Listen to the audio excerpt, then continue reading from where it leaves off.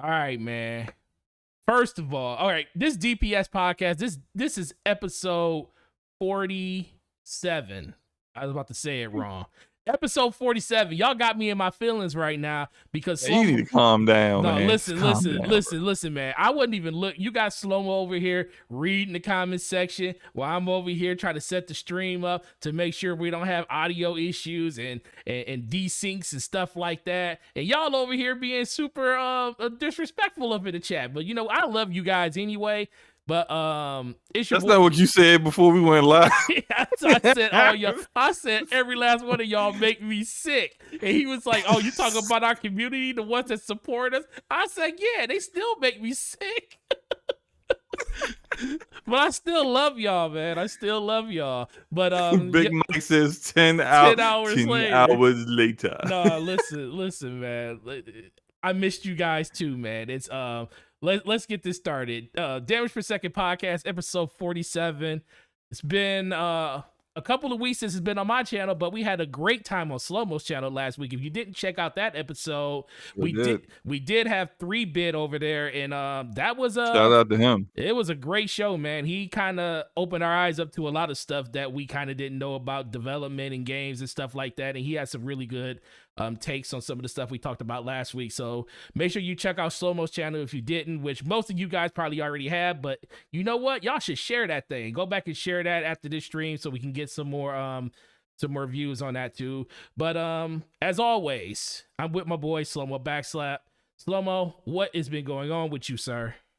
Man, I've been playing games, man. I've been playing a whole lot of games, doing a lot of work too. Been trying to balance that with family and stuff. You know how it is, but definitely been playing a lot of games. We're going to talk about those games in a minute, but I do appreciate being back. DPS, another Thursday night. Definitely going to appreciate us getting into these topics because, I think we've kind of missed. There's a lot of stuff that's happened since last Thursday. A lot of not like stuff, but a lot of talking, discussions, talking points that people have been really debating on Twitter and other arenas of social media since we last did the show. And you and I, for once, really haven't been on anything else like together. Since last Thursday, so we actually really haven't discussed this stuff together. So it's going to be pretty interesting. I don't really know your perspectives on things on some of this stuff, but I got an idea. But I guess we want to have that's to what see. kind of happens when you're not doing 30 podcasts in 1 week.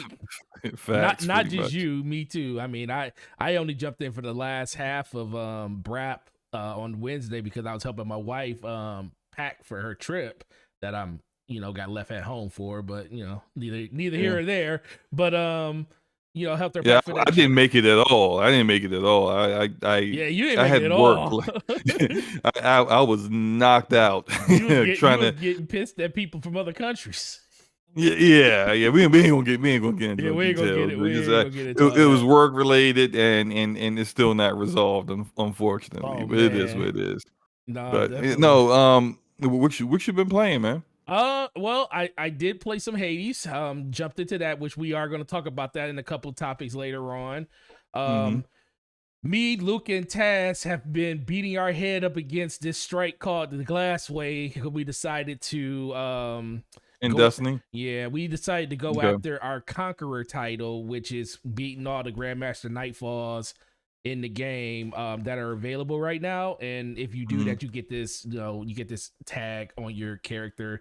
It's like one of the most prestigious ones in there. We wasn't really thinking about going for it, but Taz wanted to get it. Then Lucas saw that it was a possibility, and we was like, okay, let's do it. And let me tell you, bro, Luca is so pissed right now about this freaking Nightfall. She's up to like 47 tries or 41 tries on it. And wow, it's ridiculous, bro. It's like some hard stuff. I'm at like 21, so my level of frustration hasn't really hit the apex like hers has. So we had to kind of take a break in the middle of last week, and like it was crazy. We was like, we can't do this. We literally stopped playing Destiny, which is kind of hard for us. We stopped playing for like 3-4 days because it was like such a drag on our psyche. And then we went back in there, I want to say on Tuesday or Wednesday. No, Tuesday we went in there. And bro, we played it like 6 or 7 times again and just keep getting to the end and dying. Keep getting to the end and dying. And it has one of those mechanics like if your whole fire team wipes at the end, it boots you to orbit. So you have to start the whole thing over. And these runs, they're not long runs, but they're not short either. They're like, getting to the boss room, we're doing it on an average of like 27 to 20, like 22 to 27 minutes on average getting to the boss room, just to be in the boss room for like 5 minutes, and then all of a sudden all types of chaos ensues and the whole thing just falls apart. So I don't know if this is going to happen. We're going to make one more attempt of it because it's a certain weapon called Anarchy that Luca wants to try to get, so we're going to try to do a lot of stuff to try to like unlock that gun for it, then give it one more good try at the end. But that took up the most of my week because that takes a time commitment. But the little bit that I didn't play, that I did jump on Hades, and then I did jump on I tried to jump on Outriders to see if it actually worked.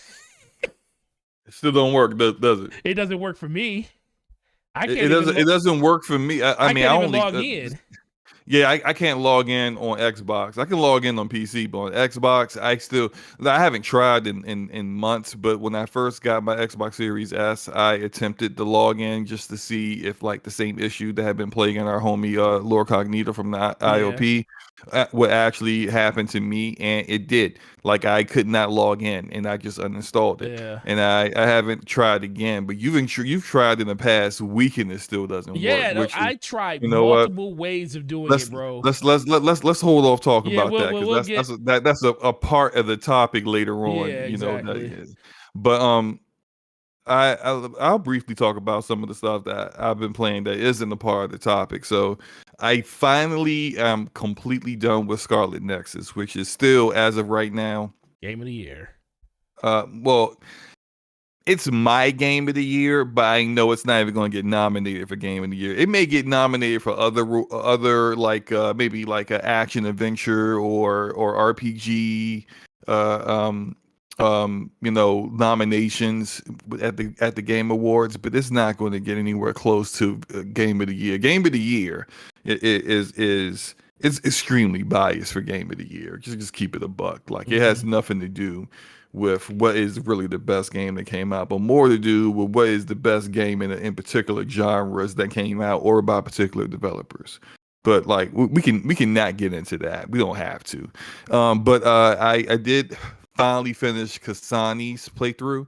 So I've finished Yuito and Kasani's playthrough and unlocked the mode where you can actually go back in and kind of pick and choose certain chapters from either to play from either story. I didn't do any of that. I actually probably need about like 5 more achievements on Steam to get 100% achievements, but I don't really care for that stuff like that. So I only actually care about stuff like that about particular games, but didn't really care about Scarlet Nexus. So I just went on ahead and uninstalled it. I have been playing. Today I played 12 minutes, which is extremely interesting. I think that game is going to be. I'm going to go out on a limb here and say that this is going to be the kind of game that people are going to play, and they're either going to love it or they're going to hate it. And I say that because I can see people being frustrated with the limitations of the game, and I can see other people enjoying the gameplay loop, the gameplay design. So for example, like if you're into puzzles, if you're into problem solving, if you're into analyzing a situation, looking at all the angles and figuring out what's the best solution to push forward through it, you're going to enjoy 12 minutes. If you don't like being hindered by a game design, like let's say, for example, you figure out a way to get because there's like you understand what the story, what the premise is, right? Right, yeah. Yeah, there's you're the husband, your wife, you come home to your wife, some cop shows up, kicks in the door, and then he either beats you to death or he kills both of you or something like that. And then when that happens, it loops. It's a time loop. It's basically Groundhog Day in the video game. It's a pretty cool idea. There will be times, and I'm not going to spoil anything, of course, but there will be times where you can like get a one up on the cop, and the game's just like, nope, that's not how we want you to do this. So we're not going to let you. I mean, like this guy will be Houdini. You can have him handcuffed, and he'll just like either, hey, I'm gonna whoop your ass with you know my handcuffs behind my back. Like how? Like I know that you're hiding in the closet. How'd you know that? Like I wasn't making any noise. I'm going to open the closet door with my teeth or something. It's just like, what? How are you doing this, dude? But he does it somehow. But I am enjoying it so far. I think I've made some good progress. Shout out to Big Mike and a number of the people that are in the chat now that were in the stream, watching me and giving me suggestions of what to do and calling me a murderer for some of the choices that I made. that's typical slow-mo though in a game like that.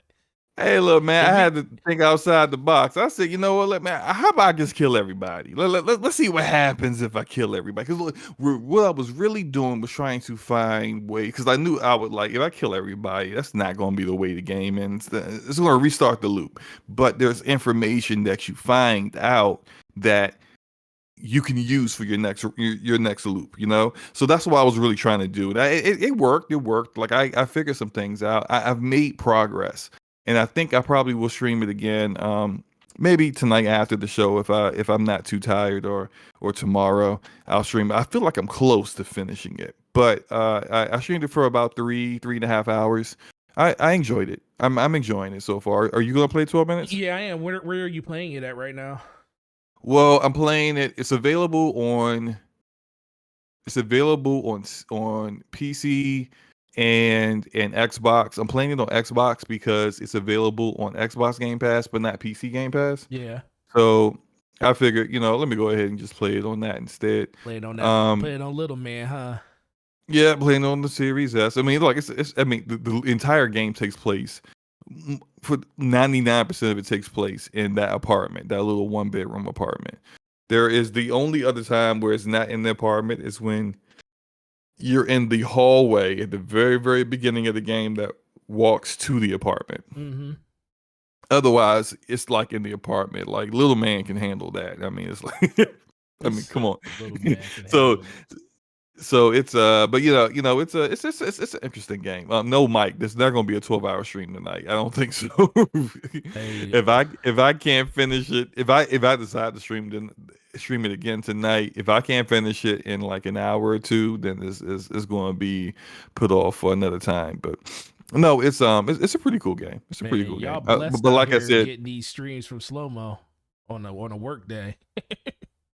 Hey, look, this has been my goal because I play so many different games. I kind of figured like let me go ahead and stream a lot of the games that I play, and it kind of converse with the people that follow, and kind of let them see like my thought process with some of the games and why I like them and whatnot, and that's part of the reason why, due to everything I got going on, I can't really have like a stream schedule like some people do. Like some people are like, hey, every Tuesday night, 8 p.m., I'm there. There. Every Wednesday night, 9 p.m., I'm streaming right on the dot. I'm like, nah, fam, I can't do that. I got too much going on. And so like sometimes if like I'm working from home and there's nothing going on at work at the moment, and I know I got a good couple hours where the kids won't bother me, the wife won't bother me, I'll go live and play something, So that like it's all over the place, but there's a rhyme and a reason to it. No, man, as always, that's the one thing that intrigues people about you the most is you're not one of those people that just say you play games. You actually play games. Oh yeah, and not just you don't. I mean, I will say that that's the one thing about you that kind of I'm jealous of, because you found a way to detach yourself from these games that kind of get their hooks in you and never want to let go. because I know how much you love games like The Division and how much you champion that game, even though I thought you were completely and utterly wrong about your position on that game.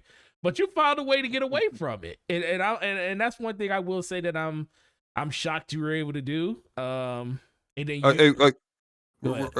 Well, I don't want to cut you off while No, no. you're complimenting me, but I did want to do a correction because I did say something. Apparently that was an error, and I Oh, Big just Mike checked just and it's correct true. you. Yeah, he said that the game is on PC Game Pass as well, and I just double checked and it is. So my bad on that. It's on PC Game Pass. So if you have PC Game Pass, although this game is the simplest game that you would play this year, you could play this easily on a fat Xbox One VCR, and it will run with no problem whatsoever. Like, this isn't a game where you need to have your frame rate counter up on PC checking to make sure you're getting your good frames. Okay, You know there's people doing that though. yeah, of course. There's gonna be people playing this game at 5,000 frames per second on the 3090. Do you think this is a game that would be beneficial for people that want to probably stream it? Yes, absolutely. Because you're gonna get people, and shout out like to Big Mike and Smitty who came through. Erodimus came through. A lot of people who came through and were giving suggestions and and say, hey, why don't you try this? And oh, hey, remember when she said this and that? Because like this is the kind of game that if you play it, you're gonna get. You stream it, you're gonna get people interested in what happens next and where your choices kind of like go and how the characters react to the things that you do. So you never really know where it's going to go and what people would choose to do with it. So in those cases, this is a game that will really work for that. And I think just like even if you're not a streamer, you're someone that cares about streaming, this is kind of like the kind of game that people say that Game Pass doesn't have, where it's a single player game. Of course, it's an indie game, so it's not a single player AAA huge massive budget game, but it is a single player game that has been a widely highly sought after, I would say, because this is a game that I was looking forward to for a few years now. I did a video on it on my channel last year talking about an update on where the game was and how it was going. It's been largely developed by one person. I think in the credits they showed like it was developed by two people at this point now. I think, but it's been a game that people were looking forward to for a long time because it had a really cool premise. And as I've always said about indie games, like that's where the innovation is. That's where people take chances. That's where developers get to kind of do something that hasn't been proven yet. And there's always the risk with that. If it hasn't been proven to work before, AAA publishers don't want to touch it. But then there's a good reason for that. They don't want to touch it because it may bomb. It may be a bad idea. It may be turned to disintegration.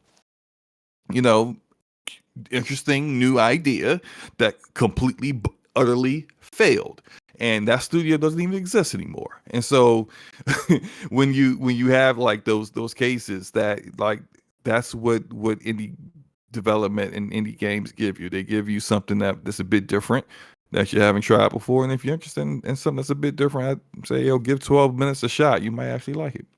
Yeah, definitely.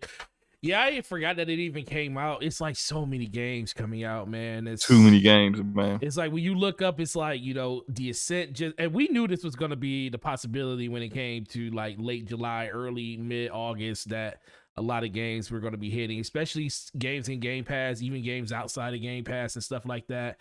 And that was going to be something that people's going to dive into. But it's like 12 minutes. It's like one of the games I was interested in, but it like kind of just cracked through. Is like, yo, so many other games are just coming in. That's a good thing to actually see, because people been complaining like there's nothing to play, but there's a lot of good games out there. There's no such thing as there's nothing to play. Yeah. What I hear people say, that what I think is you really are limited in what you enjoy, and you need to actually start giving some stuff a shot. And because there's so many different kind of games out there that people like games that you can't even really put in a category. Like, what do you put 12? What kind of category do you put 12 minutes in? I can't even think of what kind of genre that is. It's really something that's completely different that hasn't really been done before. And whether it turns out to be great, largely kind of people kind of suck. The reviews don't turn out great. At least it was an opportunity to try something different instead of giving you the typical generic. Here's another multiplayer game. Here's another looter shooter. Here's another RPG with a basic storyline that you've seen a million times before. You know, a little different. So yeah, I'm all for that. I do think though, like I said before, I think it's going to be pretty polarizing on that one. I did want to say before we move on, I did want to say that oh, real quick, did your game crash or your stream? Yeah, the game crashed. I didn't. Yeah. Oh man. Ain't that something? Right. I actually reinstalled the Avengers on PC because the Black Panther DLC expansion came out, and I haven't quite played it yet because I looked at like all the expansions that they have and the Kate Bishop, the Hawkeye one, and I haven't done any of them. So I said, let me just start going through that. What made you? I saw you. What made you re-download that and play it again? Just because I was seeing people say that the Black Panther expansion was actually really good, and so I probably a couple of days ago I reinstalled that, and I'm playing through the Kate Bishop one, which really ain't all that great so far. But I kind of figured I could just go do the Black Panther one, but then I don't know. Like after reinstalling that, I figured let me just go through the other ones too, get all the extra new Avengers, and then do the Black Panther one. Kind of leave that one, the one I actually care about doing for last. But yeah. But other than that, that's been about it. That's all I've been playing outside of consistently still playing Splitgate and Rogue Company. Yeah. And yeah. Well, I definitely want, and I wasn't thinking about this. Is just something I just want your opinion on. You talked about Black Panther. Have you watched any of the Marvel What Ifs yet? Yeah. Okay. We gotta talk. We gotta talk about the Marvel What Ifs, bro. We gotta talk about them. First off, Peter Quill's a loser. Okay, let me just say that right now. Peter Quill sucks. Okay, like he sucks. Like anyone else who is Star-Lord, like the universe is better. Apparently, I don't know. They just it's a way better universe than somebody else's Peter Quill. Right. So like I completely forgot about the What If series they were doing. So I missed last week's where Sharon Carter becomes Captain, not really Captain America. She becomes Captain Carter because she's not American, she's British. She's British. But that was cool. I watched that one first. I was like, you know, why not? They're not that long. I think hers is like, I think they're both like 40 minutes long. Yeah, like 34 minutes. Yeah. And they're self-contained stories. So it's like you can begin it and you know these stories already. You watch it, it ends, and it kind of like when the episode's over, like that's the end of the story. The Captain Carter one was cool. It was cool. You know, Steve got shot when the assassin tried to prevent him from taking the super soldier serum. He wasn't, because he was shot, he wasn't able to take it. She took it and she became a super soldier. And then like, you know, it's like it follows some of the same story beats, but it was different because it was her doing it. So you could kind of see it was some cases where she was more capable than Steve Rogers was. But that one was like, it was okay, but wasn't that big a deal. But this T'Challa as Star-Lord story, so good. Man, I was so look. Usually, when I try to watch some of this stuff when I'm about to go to sleep, and I'm like, sometimes I can't make it through because I'm tired, and if it's not super interesting, I'm just gonna fall asleep on it. My phone will be laying on my face, and then my wife looking at me like, "How do you do this to yourself again?" Right? This was so good. I was so riveted and invested. Like T'Challa as Star-Lord and how different everything was. How Star-Lord is respected as T'Challa as Star-Lord. How like the Ravagers are with him, and it's just like I mean, I don't want to ruin it for people who haven't seen it yet because it just came out like yesterday, right? Yeah, But yesterday. it was just really, I really recommend that. That was really, that's got me hyped for this, to see the rest of them. I really want to see the rest of them now.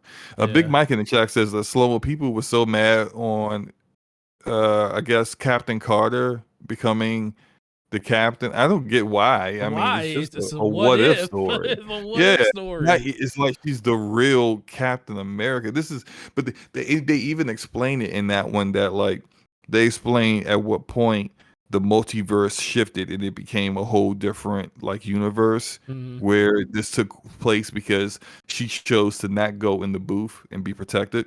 Yep.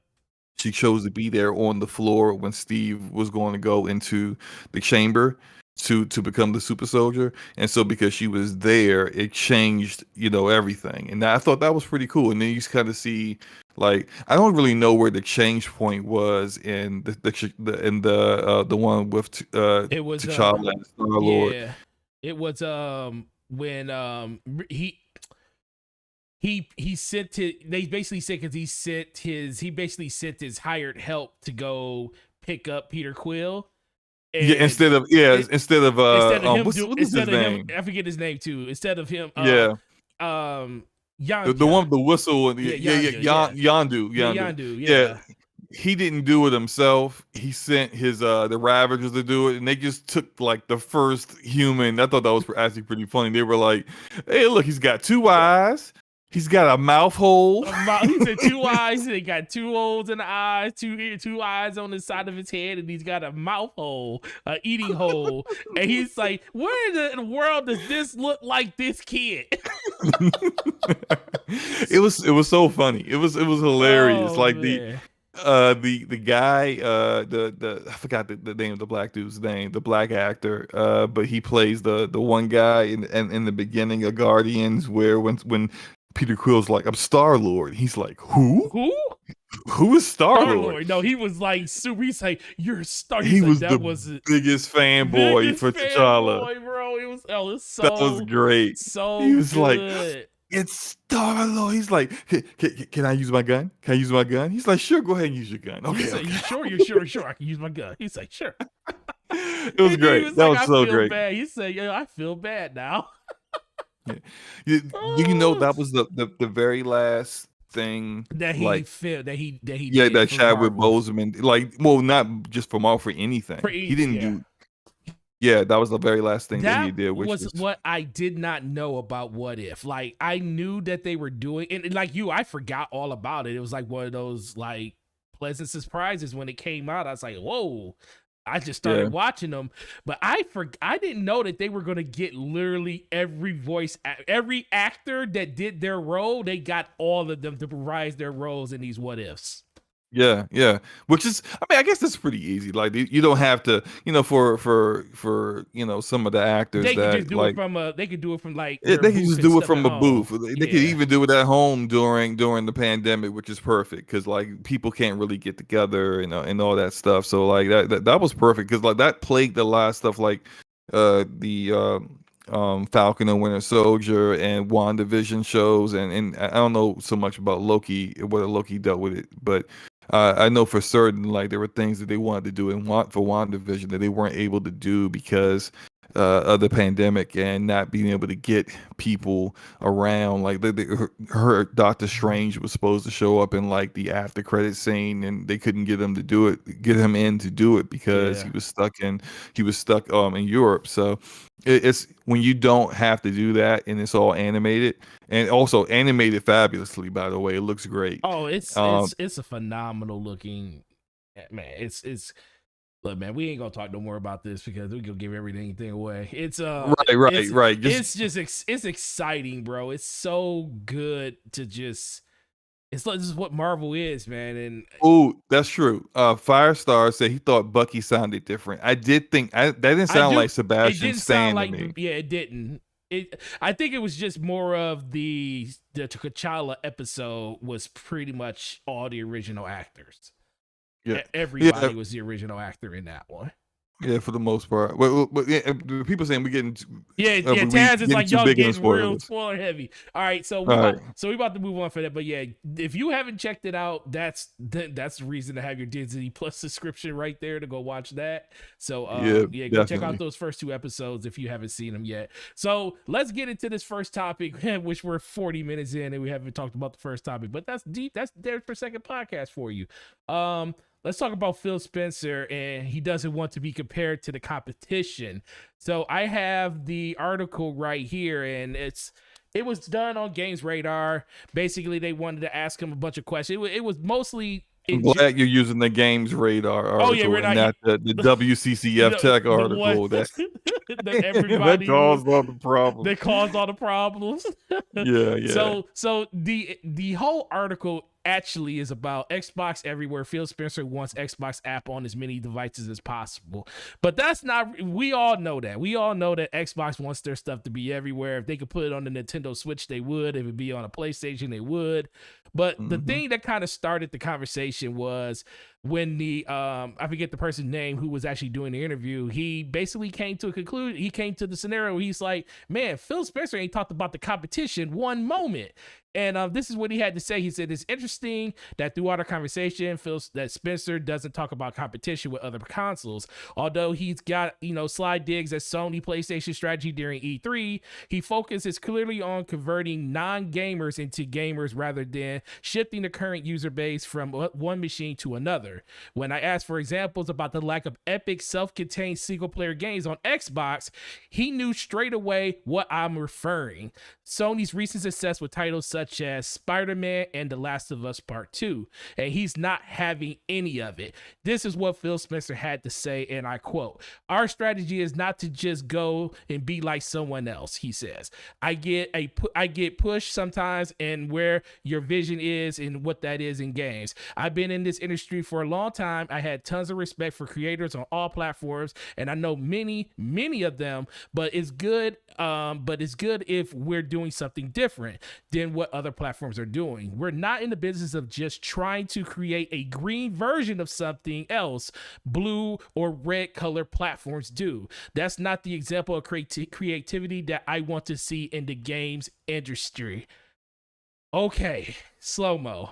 Now, Phil Spencer's been saying kind of stuff like this for a while, and I think this also goes down to the thing where he does so many interviews, and some people say he contradicts things that he says and stuff sometimes. I say he does too many interviews. You say he does way too many interviews. So I said this back in January, by the way. So like, well, this you were is, saying it yeah. back last year too, even after when they were going up to their lead up with the brand new Xbox coming out. So after hearing this and reading these, reading this article, what did you think about the things that he had to say? Two things. One, I fully understand where he's coming from when he comes to talk about identity of a platform, where you don't want people to think that, well, you're just copying another platform. Like, nobody wants that. I also kind of feel like no one really believes that about Xbox. Like, no one thinks that Xbox is copying PlayStation or vice versa, or trying to copy Nintendo, because he did mention the red platform, which his use of colors was very, very important to know. Like, we knew he was talking about. He just didn't want to outright say Nintendo and Sony, but we know what that was about. Now, what I think in regards to what the question was and his answers to the question, I kind of disagree with him on some things. Okay. And so when it comes to single player, third person perspective, narrative games, when it comes to those kind of games, you don't really have, they have games in the pipeline that are like that. And he mentioned that in another interview just a month earlier. I had to say it like that because, he keeps doing interviews. But anyway, he said he's mentioned that they had those kind of games before. And I kind of figure, like, he might be a bit frustrated with people always asking him these questions, the same questions. At this point. But this also goes to, like, well, stop doing so many damn interviews, then you won't have to worry about that. But anyway. Oh my God. My thought process about this is, well, why not? one of those kind of games, because those games, people like those games. People like the kind of games that Sony makes. Now, if you make one of those games or you have two of those games, well, what's the problem? Mm-hmm. Especially if those games are big time major sellers, Game of the Year nominees, or Game of the Year winners in some cases. What's wrong with making a game that people like? Mm-hmm. Even and now I'm not saying like blow for blow, like make a Uncharted and call it Recharted, and with a character named Dylan Drake or Dylan Flake or something. You know, like, I'm not saying copy them, but there's a particular format in game design that they're using with a particular set of assets that they have that is difficult to duplicate, which is the reason why there are very few studios out there that do that in particular. But what's the point in, like, well, what's the issue with even trying to do like one game like that? You got 23 studios, multiple teams in those 23 studios. So you really got like well more than 23 games in development. You got like, somewhere in the 30s. In addition to third-party developers that you are publishing games with, that are working for you, like IO Interactive and Avalanche Studios, right? Like this, you have all these different kinds of games out here. Like, what's wrong with providing one game like that? Now, I'm not talking about, because when I discussed this on Twitter, there were some people that were saying, well, there is a game like that. Like, there is a game like that. Hellblade's like God of War. And I'm like, no, it ain't, fam. No, Hellblade is not like God of War. Like, look, just because it's single player, third person perspective with a heavy focus on narrative doesn't mean it's designed like God of War. And so when I talk about how Sony has assets that Microsoft really doesn't have, like the same way Microsoft has a cloud infrastructure that Sony doesn't have, and they can leverage that for the games and they make in the things that they do in video games. Sony has Sony Pictures. They have a focus on cinematography, a focus on narrative, a focus on those kind of things. They have an entire team. I forgot the name of it, but they have an entire team that does cinematics and works on the cinematics to make them as perfect as possible for all of their studios. Mm-hmm. So they're different than everyone else. I get that. But the reasons why you can't use, say, an Avowed or a Fable or whatever the Compulsion is making and say, well, they're doing it like Sony, is because of those things. Like, you don't have like the infrastructure set up where you have a studio that just handles visuals. Well, maybe you build something like that. Maybe you kind of take those steps to kind of get there. Like, and it's not changing your identity to do that, because you still got Halo, you still got Forza, you still got Gears, you still got Skyrim, Elder Scrolls, whatever. You still got Fallout, you still got Doom. These are games, these are IPs that Sony doesn't have. You still have Pillars of Eternity. You are now the home of like the Western RPG, if you think about it. Like, your identity's not going to change because you did a game that's honestly would be more like, say, Quantum Break, because that's what Quantum Break is. If you look at what Quantum Break was, that's very much in the mold of what Sony is doing. And what's wrong with doing something like, because I like Quantum Break, but maybe that's just me. What do you think about this? Because I've been running my mouth. Oh no, you're good. I mean, I really like Quantum Break. I think it's so underrated. I think people looked at it. It came out during a time where people just didn't respect anything that Xbox was doing or releasing at that time, because it was so far in between. The game did have performance issues and stuff when it first came out, which did get pretty much addressed after they had their first major update. So it didn't take them as long as most games do take. But, let's be for real, the game didn't work like it's supposed to work day one, and it just kind of fell into that, that vacuum of it's just Right. another Xbox game. A lot of But people. I hate how they, and this kind of goes to something with management with them. I hate how they gave up on a lot of these new IP that they helped cultivate Yeah, last generation. Like, I think Rise was good enough for a sequel. I do Yeah, it too. was. On Metacritic, it was rated 60. Cool, whatever. Yeah, but the game visually held up, still holds up today. It had a good foundation to build off of. I hate how Quantum Break didn't get a sequel because it definitely the way it ended, it could have definitely had a Oh, it sequel. could have definitely added another sequel to it.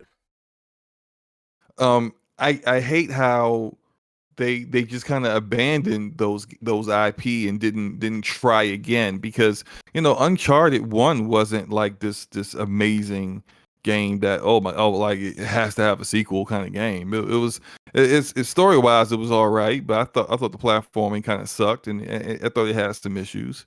But Uncharted 2 is amazing.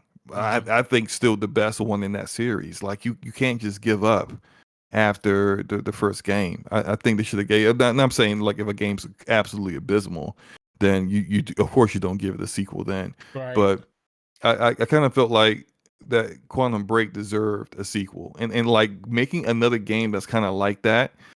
And hopefully it be perform better at launch. I think that would be a good idea. And hey, look, maybe that is something that's on the way. Maybe that's what Compulsion's working on. Who knows, right? Like maybe that's what the In Exile game where Brian Fargo said that he pitched it. It was a little bit different, a little bit out of their wheelhouse, but he pitched it to Matt Booty, and Matt Booty said go for it. Like maybe that's what they're working on. Who knows? But I just kind of like I don't think making one or two games like that means that you're copying Sony. Like Yeah. let's keep it a buck here. In AAA game development, who isn't copying somebody? I mean, There is no there's no Fortnite real out here, innovation Fortnite out here. copying everybody right now. Everybody copies everybody. Look, like I remember seeing the who were the devs for Dead Island? What is that? Where's the names again? I can't remember the devs, the name of the developer. But people who worked there came out and said that like ideas they had for Dying Light 2 were nixed because they weren't ideas that had already been done and established in AAA game development. That's not even uncommon. I saw other developers when that story came out say, yeah, well, that's about right. They don't do brand new ideas in AAA development. They don't. If you can't point to it being done already and working, then it doesn't get done, which is why we see so many copycats and why we see so many people like, man, ain't nothing out right now. Why? Because you feel like you played everything already. So why now with the kind of games that Sony makes do we go, oh, well, you don't want to copy? And well, everybody copies everybody. There's not a single game out here that's AAA that doesn't have some aspect of that game that hasn't been taken from something else. So what's the big deal? Well, I'll tell you what the big deal. The big deal is mostly just comes down to allegiances and stuff like that, and it just seems like a lot of people want to go off of the narrative that their favorite VP of their favorite piece of plastic talks about. Now, am I going to say that Phil Spencer is wrong about what he's saying? No, I to a point I agree with, because he's kind of been consistent over the course of the last couple of years with this sentiment when he's talking about, not really caring about the competition. And I think sometimes people compare when he says he doesn't care about, competition with PlayStation, like they're not his competition. In so many ways, I think he knows they are their direct competition when it comes to the gaming atmosphere, when it comes to fighting for gamers to be in front of a TV in front of their living room. They're fighting for that set top box that's going to be the main thing that controls your entertainment at home. And let's be for real, video games kind of are the number one entertainment media in the world at this point right now, because movies have definitely fallen off a lot, especially since the pandemic started. And a lot of these people are kind of using their machines that they have now to access this type of media. If it's not their phone or their TV they have, it's either an Xbox or a PlayStation, and stuff like that. So I think he understands that in gaming they are going to be they'll be in competition with them. But I think long term he really kind of just looks at what Xbox he's trying to build. He's not just trying to build a gaming platform. He's trying to build a community platform where all of these things come together, gaming, movies, just different avenues of you being able to enjoy the media that you like. But ultimately, is it the best take to have, especially when you're talking about games in general and you're talking to people that predominantly just want to play games? It's probably not the best take to say. But in that article, they even allude to it. He says he's trying to go after non-gamers and turn them into gamers. And what he means by non-gamers is, there's a lot of people that think, just because you pick up a phone and you play 5 or 10 minutes of Candy Crush that you're not a gamer. You may not be a hardcore gamer, but people that play Pokemon Go, just when they're out and about walking around, they might be in a mall and they might spin a Pokestop or something. Are they a true gamer in the sense of being a gamer? No, but maybe the thing that they need to push them hasn't just released yet in a media where they feel like it's readily accepted or it's available for them to do. And I think that's what he's trying to do with Game Pass, or just trying to do with the Xbox platform in general. He's trying to get those non-gamers into the ecosystem to say, you know what, I may not be a hardcore gamer, but I like playing games nevertheless. Sims is one of those bigger games that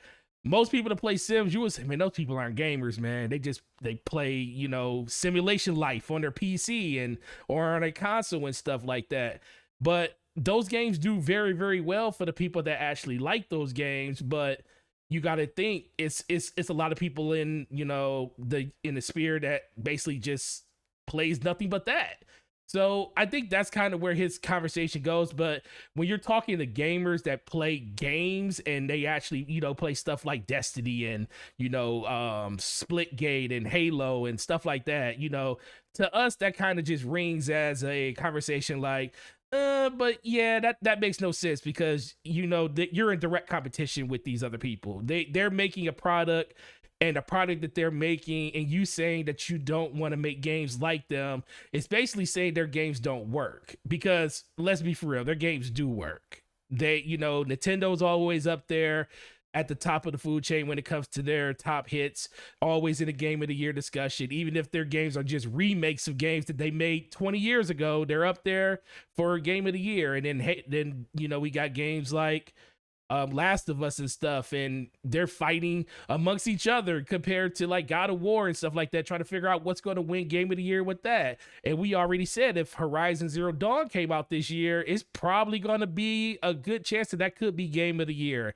And we don't even know what that game's going to be like, because we haven't even played it yet. So that's just kind of the atmosphere that these two publishers and developers actually push, and Xbox just hasn't gotten there yet. And shout out to Ashley Luca, because she kind of said this in her stream, and I kind of agree with her. Part of this also comes back to the point that they really don't have anything to really talk about when it comes to those AAA games yet. They have a lot of stuff in the works, but none of that is here for you to see and play at this moment. Starfield looks good, but can we really say anything good or positive about Starfield until we either play a demo or something, or get a chance to actually see how the game feels in our hands? We won't know that until next year. And then Halo, yeah, that's coming out. A lot of people are going to say Halo is probably going to be, but we don't know what that single player is going to look like yet. It's got to be a full package, and that's kind of been something against 343 ever since they had their hands on Halo. So who knows? Halo could be that game, because that single player could literally impress and show out.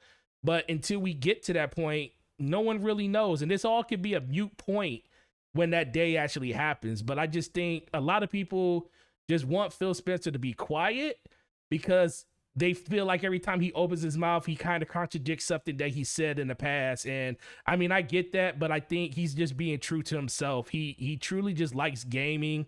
He just likes being in a conversation. He's not shy of having a conversation with the people that he talks to on Twitter. He plays games and jumps at parties with random people sometimes on Twitter. You know, he can literally, he's accessible on so many levels to just regular gamers. I don't think it's more than that. I just think, you know, his idea of what he wants the platform to be is just more than just a gaming platform. He wants it to be a community and an ecosystem that people just enjoy games in. Real quick, I wanted to get to the super chat, Yeah, and go then ahead. so we got shout out to Game Over Brian with the $5 super chat. You already know where this is going. Yeah. Quantum Break, great game. I like Final Fantasy VII Remake. Speaking of Final Fantasy VII, I have questions for you. When you're upgrading Final Fantasy VII Remake, do the trophies pop automatically? Well, Game Over Brian. They do. They They do pop absolutely do. And automatically. guess what? If there was ever a update to a PS5 and they went to PS6, the trophies would pop on that too. Automatically. Automatically. You know what I want to know? I want to know if he has like a copy and paste, like a notepad. I think so. Where he I just think like so. literally Yeah. just posing, like he'll write his first part in and he'll just paste that in at the end of it. Right. Shout out to you, Game Over Brian, man. Appreciate you, man. But those trophies pop It's too every funny. time, bro. Every single time. I did want to address something that Yeah. Rodimus is saying in the chat. And so, but two things about what he's saying, because he keeps bringing up examples of where someone tried to copy someone else and it failed. And I'm like, I think I already said before that copying is not what you want to do. You don't want to copy an entire game. What I'm saying is that there are elements of their games that work.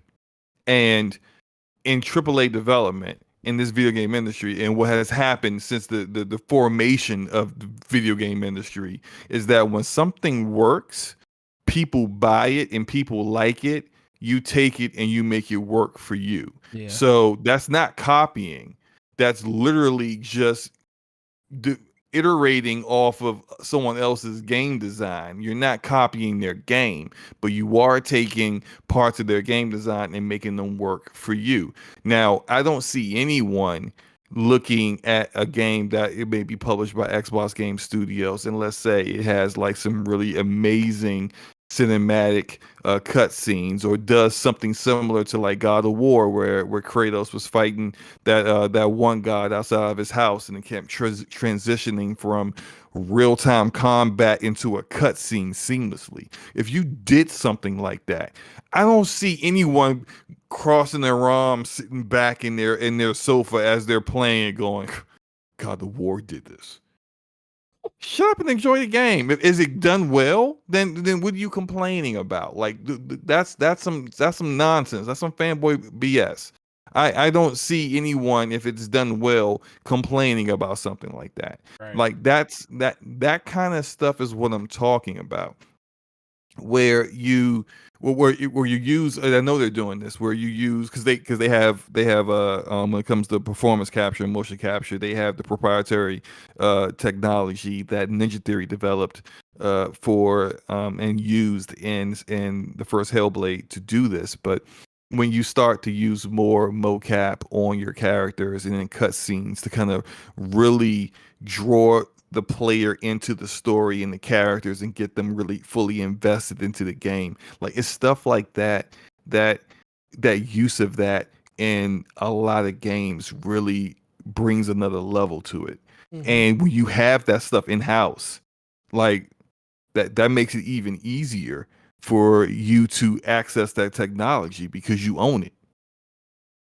And you don't have to go to some other studio somewhere else and get it done. This is why Sony is able to use that so easily, because, like I said, they got Sony Pictures. And so they already have that kind of technology in-house. Like that stuff is like it's just taking the next step in where video games are going. And I'll say it again, like when your competition is doing it and they're getting Game of the Year nominations. Mm-hmm. Exactly what's the problem with you doing that too? You know? Yeah, I mean, it's a different. Part of me just thinks he doesn't want to feel like he has to do something because he feels like Xbox can stand on its own. The problem is Xbox hasn't stood on its own in an entire generation when it comes to the games that they've been releasing. They kind of been, you know, third fiddle when it comes to that. And now maybe 2-3 years from now, once their staple of studios start releasing games in a, you know, they actually put out bangers like PlayStation and Nintendo do, I think then that narrative can actually go forward, because then at that point people are going to be like, well, Xbox is giving us the game, so who really cares if they try to be somebody else?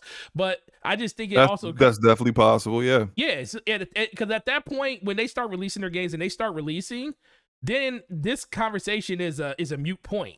You know, because to a point, because I think there are some people who they just want a quality game. So if to your point, if they drop quality games, and again, for those who probably aren't listening very well, I'm not saying that they're not making, because there've been some people out here capping saying they're only going to do Minecraft games, right, or they're only going to do multiplayer centric games. That's not true. They've already announced games that are not multiplayer games, that are single player games. Mm-hmm. Fable is one, Avowed is another. There's more coming, like the Hellblade 2. We already know these are single player games. Now, and some of them are third person perspective. Avowed is not. We already know that based off of the initial trailer. It's first person perspective. But Hellblade is third person, and Fable likely would be third person, considering what that franchise was in the past.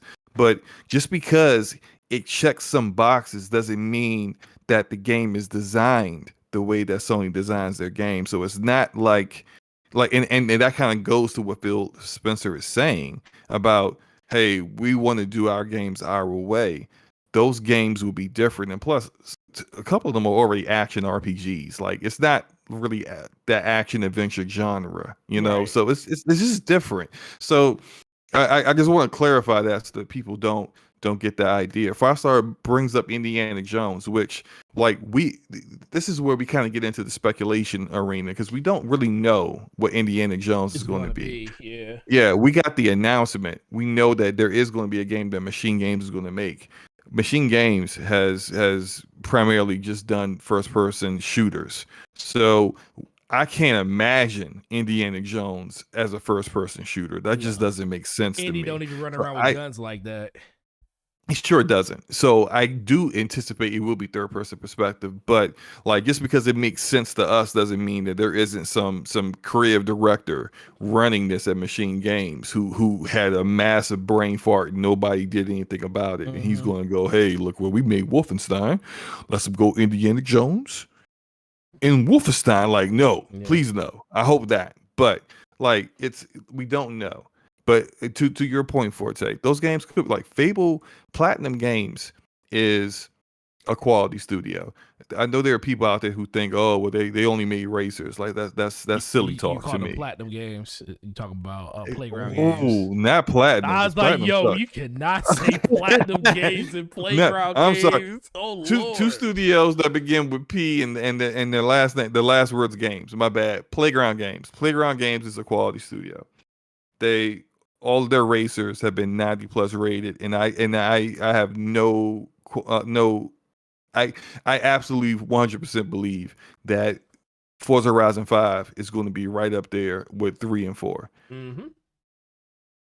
Yeah. I'm not saying Fable's going to be a 90 rated game, but when you're a quality studio, your process and the way you design your games is tantamount. It's what it's all about. That is why you're so quality and why your games are so good. It's not that it's a racer or it's just easy to do a racer. If that was the case, then how come all the other racers that have come out have not been as good as Forza? True. It's the studio, not the genre or the game. So if anyone at Xbox Game Studios is able to take Fable and really nail it. And for all of those Fable fans like myself who want to really play a Fable that is or the first Fable, Playground's going to be the one to do it for you. But all that said, that game is likely going to be a very different game than what Sony makes. And so to the guys like myself and like Lord Cognito out there that just want one game like that, like Fable could be awesome and we could love it, but that's still not giving us that one game, you know? So that's all I'm saying. Just give me one. Just give me one. Just one. Hashtag just one. But you know what's Mm-hmm. real interesting and funny about this, and I don't think this is the case, but when people think Forza, I mean, they don't even think Turn 10 anymore. And Turn 10 is the actual mainline developer of Forza. And it's mostly just because Playground does the Horizon series, which is more the arcade racing style, and that kind of, you know, percolates more towards a lot of different users and stuff. You know, it's probably the more wide known brand when it comes to that type of game, because most people aren't really into simulation. And they're kind of just, think about it, that's a studio that we don't even really hear about right now because they're working on just Forza Motorsport. So they have they're also upgrading the Forza engine. Forza tech, yeah. Forza Tech is and which also is the same engine they're going to be using for Fable, which I think is probably the best decision for Playground. Yeah, and that's don't take like Unreal Engine, which you don't know. And so now your studio has to kind of learn Unreal Engine, unless you're getting almost a whole new team, the way Respawn Entertainment developed a whole separate team to make Jedi Fallen Order. And so it made sense that they wouldn't use the same engine that they have for Titanfall for that, where they could just use Unreal Engine, which already has built-in assets and really everything that you need to have a strong foundation to make a third-person perspective action adventure game. That game kind of lends towards more like what I'm talking about, what I want to see from Xbox Game Studios. But if they're using a lot of their own people and then like also bringing in other people who have made those kind of games, like a game like Fable in the past, or have made other games in that genre to help them kind of understand what they need to do to make it right, then go ahead and just use the same engine that you've been using before, because that's going to shorten development time. Because there's going to be, if you're using something you're not familiar with, it's going to take time creating what you need to create to develop the game. Same way, like when it comes to Turn 10 is upgrading their engine. And so we've seen it where, like, with multiple studios, where they're either upgrading the engine or they're making a new engine for a game. And that you're asked the stuff that you need, the tools that you need to actually get the game made isn't ready yet. So you gotta build that while you're developing the game. That stuff takes time. So yeah, Turn 10 is it's considering the way Forza Horizon 5 looks, it's going to be difficult trying to imagine what the next Forza Motorsport is going to look like, you know? Yeah, and that's the thing for me. So we don't even really hear about that studio as much anymore because, and like I said, everybody talks about Horizon, and I mean, I'll be the first one to tell you I think Horizon is a better game, but that's just because Horizon is a better game because it's more of a game than what Forza Motorsport is more of a sim, and it does its sim stuff very, very well. And I kind of miss, I ain't gonna lie, it's been a while since 7. It's been like 4 years, 3 years, 4 years almost. So I can't wait to see exactly what Turn 10 does around that. But yeah, that was a good conversation right there, man, because I think the biggest thing that people need to take away from this, and I'm going to quote the great Ashton Luca one more time, you know, Xbox, they really can't just operate in a vacuum when it comes to this, especially when it comes to gamers.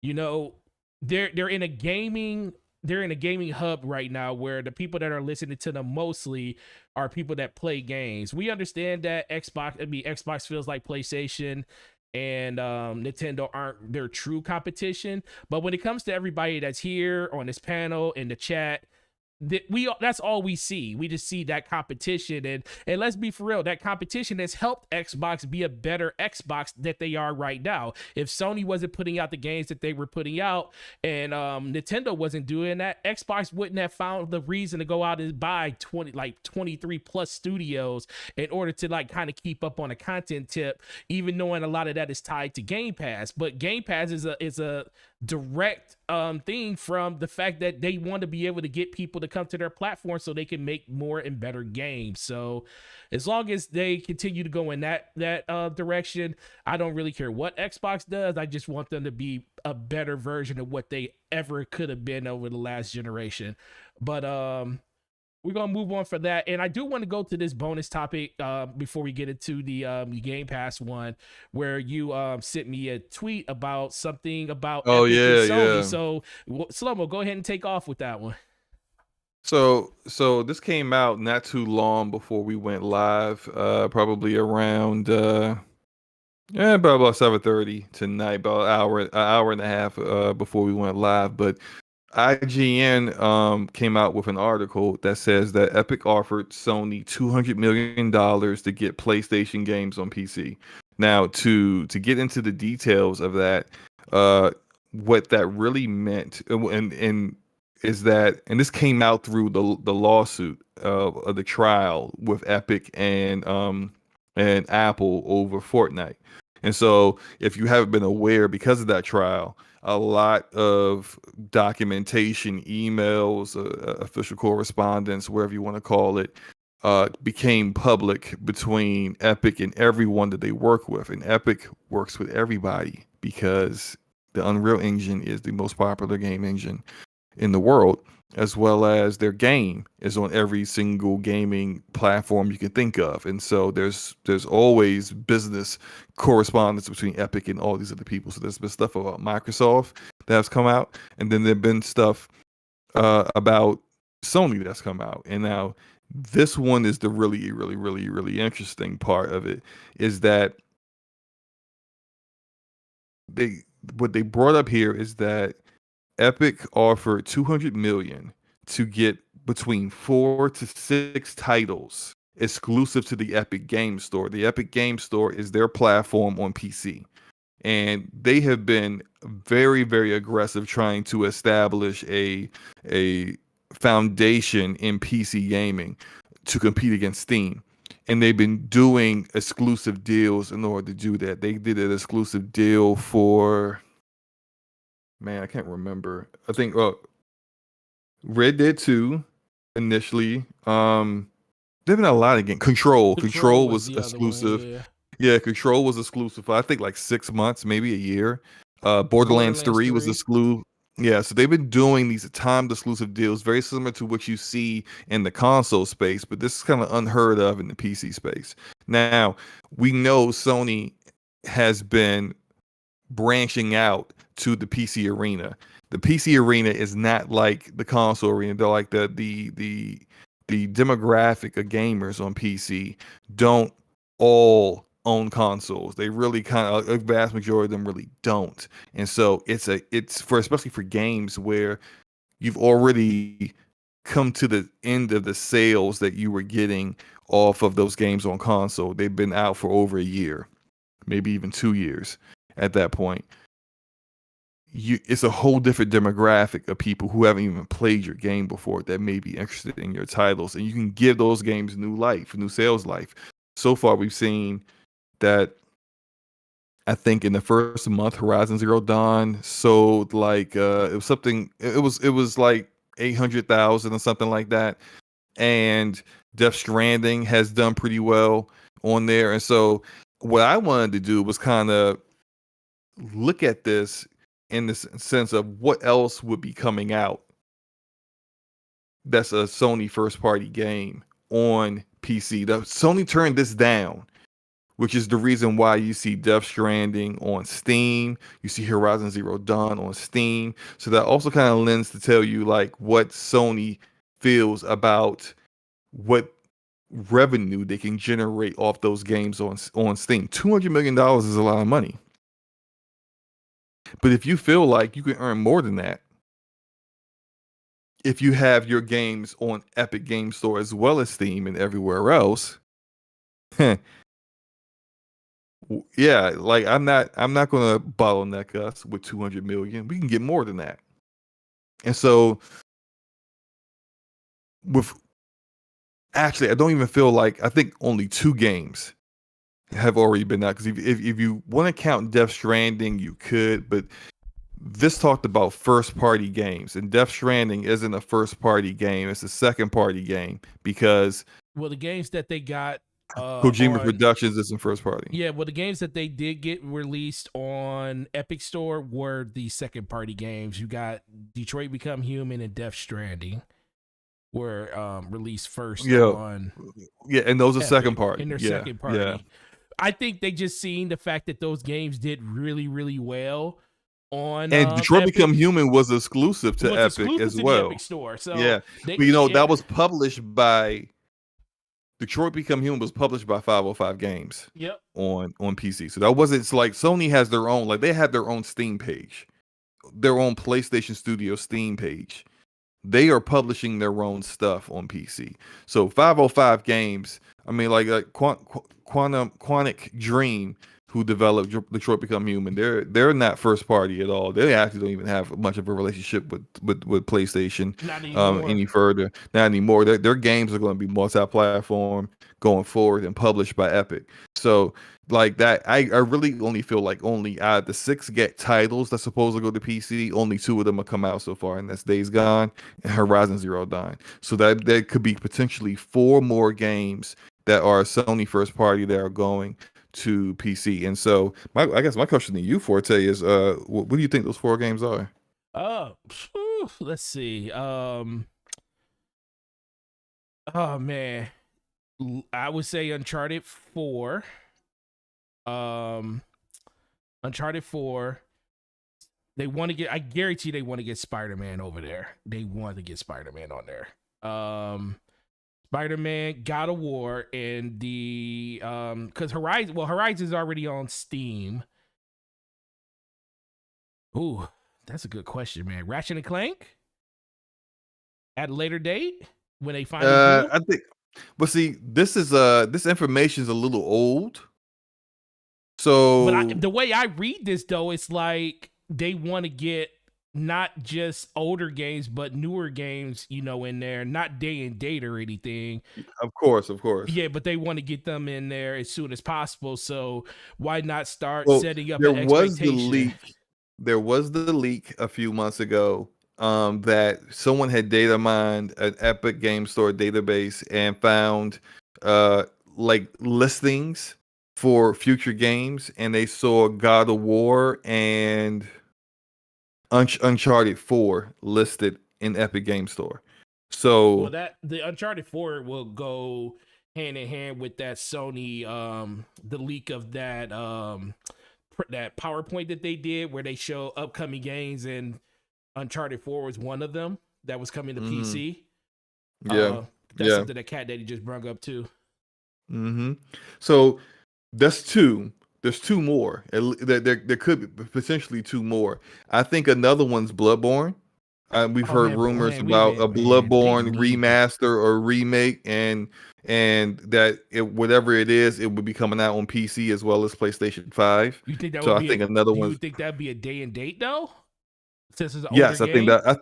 I think it would be day and date on PC. Absolutely. I just think it. I mean.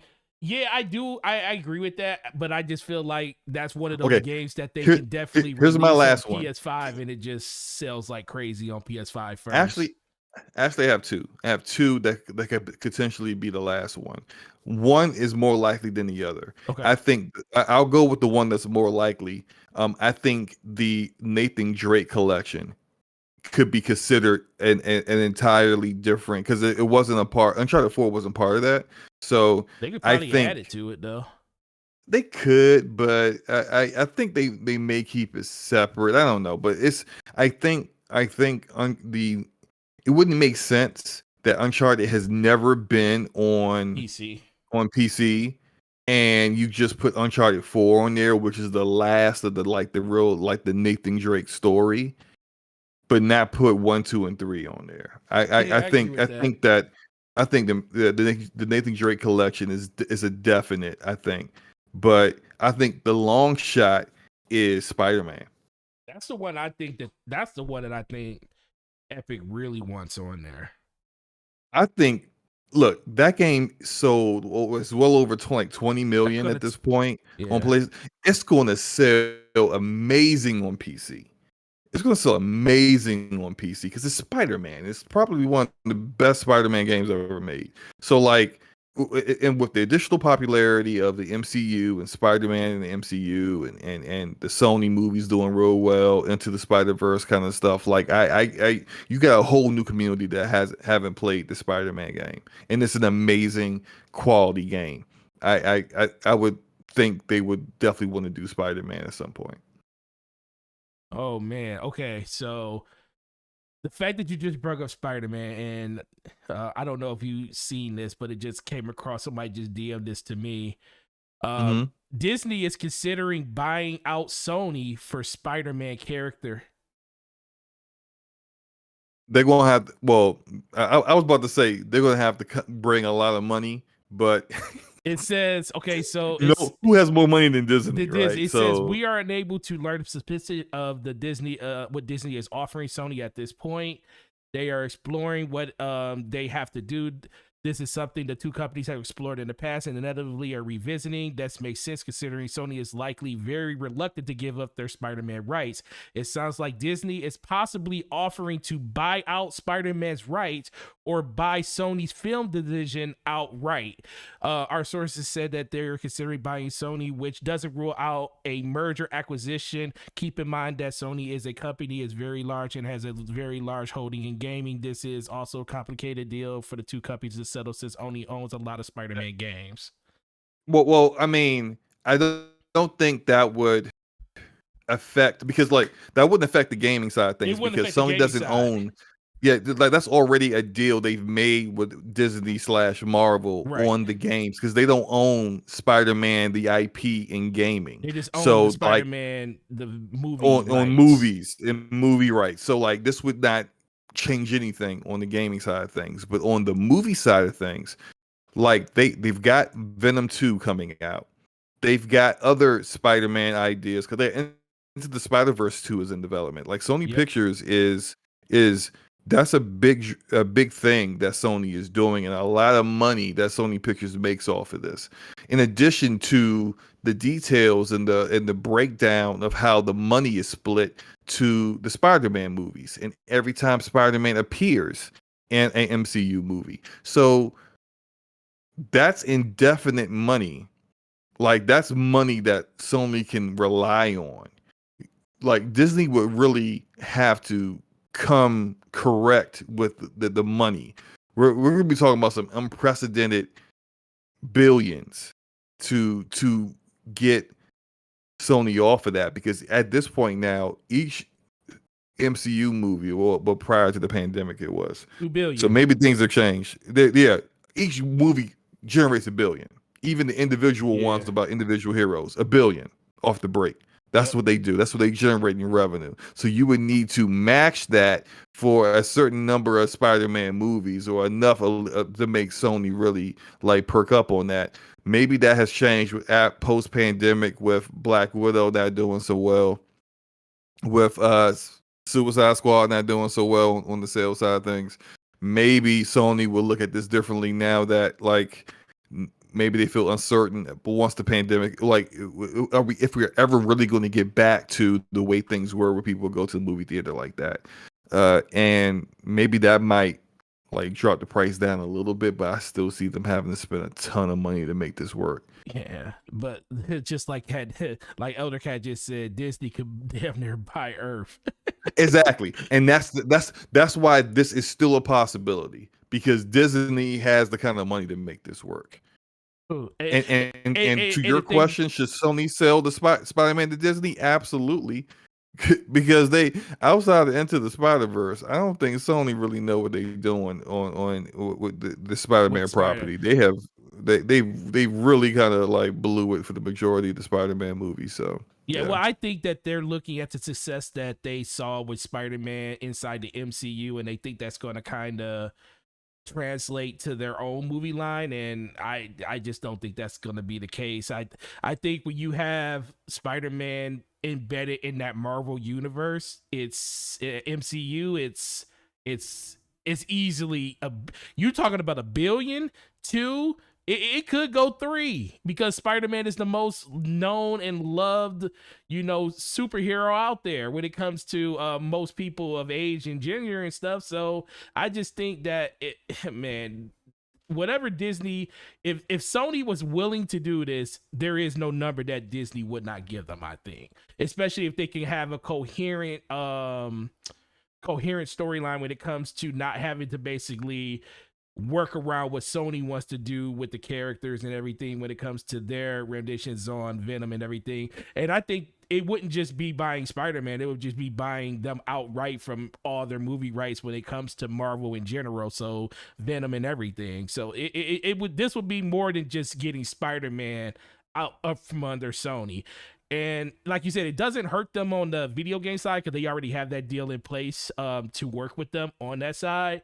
But the more and more that this happens, and you, especially with you talking about it on Epic side, I just think they're getting hit from so many directions. And I do agree. I think Epic definitely wants to get Spider-Man. Who wouldn't want to get Spider-Man? Marvel would, I mean, not Marvel, Steam will want to get Spider-Man. But now if you got, other players trying to come from the other side, why not? If they're coming at you with like 6, 7, 20, 30 billion dollars to take that IP back from you, man, you gotta look at that one real hard. Yeah. Also, I kind of want to mention some other little small tidbits about this this information that came out from Epic in regards to Microsoft. So it said that they were opening conversations with Microsoft, I guess, to try to get like Microsoft's first party games on Epic Game Store exclusively. So far, if you've been paying attention, ever since Gears 5, I think all of Microsoft's first party games are on Steam to be to be purchased at launch, and that's all of them, every single one of them. I guess they're trying to entice Microsoft to make those exclusive to Epic Game Store as well. But they also had some other internal feedback about Microsoft. So they said that Xbox is effectively bidding against us for content. And that Game Pass is against what we're doing. So if you think about that, what they're saying is that if you look at what Game Pass did with, say, like MLB The Show and Outriders, they got these games at launch in the Game Pass service. Epic is looking at that and looking at some of these other games like 12 Minutes, which also came out in Game Pass, Xbox, and PC at launch. And they're saying, they're competing with us because we're trying to get these games timed exclusive to the Epic Game Store. Meanwhile, they're getting them in Game Pass. And so what's someone going to do on PC? Are they going to play the game with their Game Pass subscription on PC, or are they going to spend money on it through Epic Game Store? So they're seeing that, and they're seeing that they're competing with us in that arena, which is kind of obvious, but at least we see that as being acknowledged by Epic. And then like the last thing they said was they know Phil has been meeting with Gabe from Valve occasionally, which I think if you look at some of Phil Spencer's tweets recently, where he talked about using the Steam Deck for a week and playing some Xbox games on it, I think it's almost a foregone conclusion that Steam Deck is going to have a Game Pass app on it. Oh yeah, easily. Because they're going to want people to not have to dual boot Windows in order to get to those to Game Pass on that Steam Deck. They're going to want people to just use it natively. Yeah. And I think that's something that Gabe Newell is going to have no problem with accommodating them with that, because he wants Steam Deck to have content that's not available on its competition, which is the Switch. Yeah, I agree with that. So that was a good segue. Moving on from what we were just talking about with Sony and stuff when it comes to them and Epic. Oh, and also the thing with Epic, I don't know if you've seen it, but a lot of the court documents did get released on the fact that of the games that Epic paid for to have inside of have on the Epic Store, 20 of the 22 games were not profitable for them. Meaning they just spent money to get the exclusivity rights to them for their platform, but they didn't make any money off of them. So just because you have it on which is like, I mean, look, companies like Epic that have like they got Fortnite money now, so now they're in the big leagues. Companies like that, they do stuff like that because they're trying. What they're trying to do, they're not trying to make a profit right now. It's a long term investment they're trying to make. They're trying to get the PC gaming community to start buying their games from Epic, and they want to get them into the ecosystem. So hey, yeah, look, we're going to get games over here. We're going to make sure those games are not on Steam. So people, to force people, if you want to play Borderlands 3 at launch, you know what you got to do. Yep, you got to download that free launcher and play it over here. You want to play Kena Bridge of Spirits in September at launch on PC? You know what you got to do. Download that free launcher, play it over here. And so, you know, of course, you're going to get like the Steam fanboys that are going to refuse to do that and say, I'll just wait for it to come to Steam. But the majority of people are going to be like, all right, I'm going to go with the game at. Go with the game at. So, right. So, I mean, that it is what it is. But what's this get us about our segue? So segue, Game Pass, which we were talking about earlier. I just happened to think about the Epic thing at the end, right? Yeah, you killed your segue, man. You had a good segue. It was a good segue, but you know what? Taz is gonna be Taz, and shout out to the fire team. He gonna let me know. He said, "Man, what happened to your segue, bro? Just want to keep you on pace."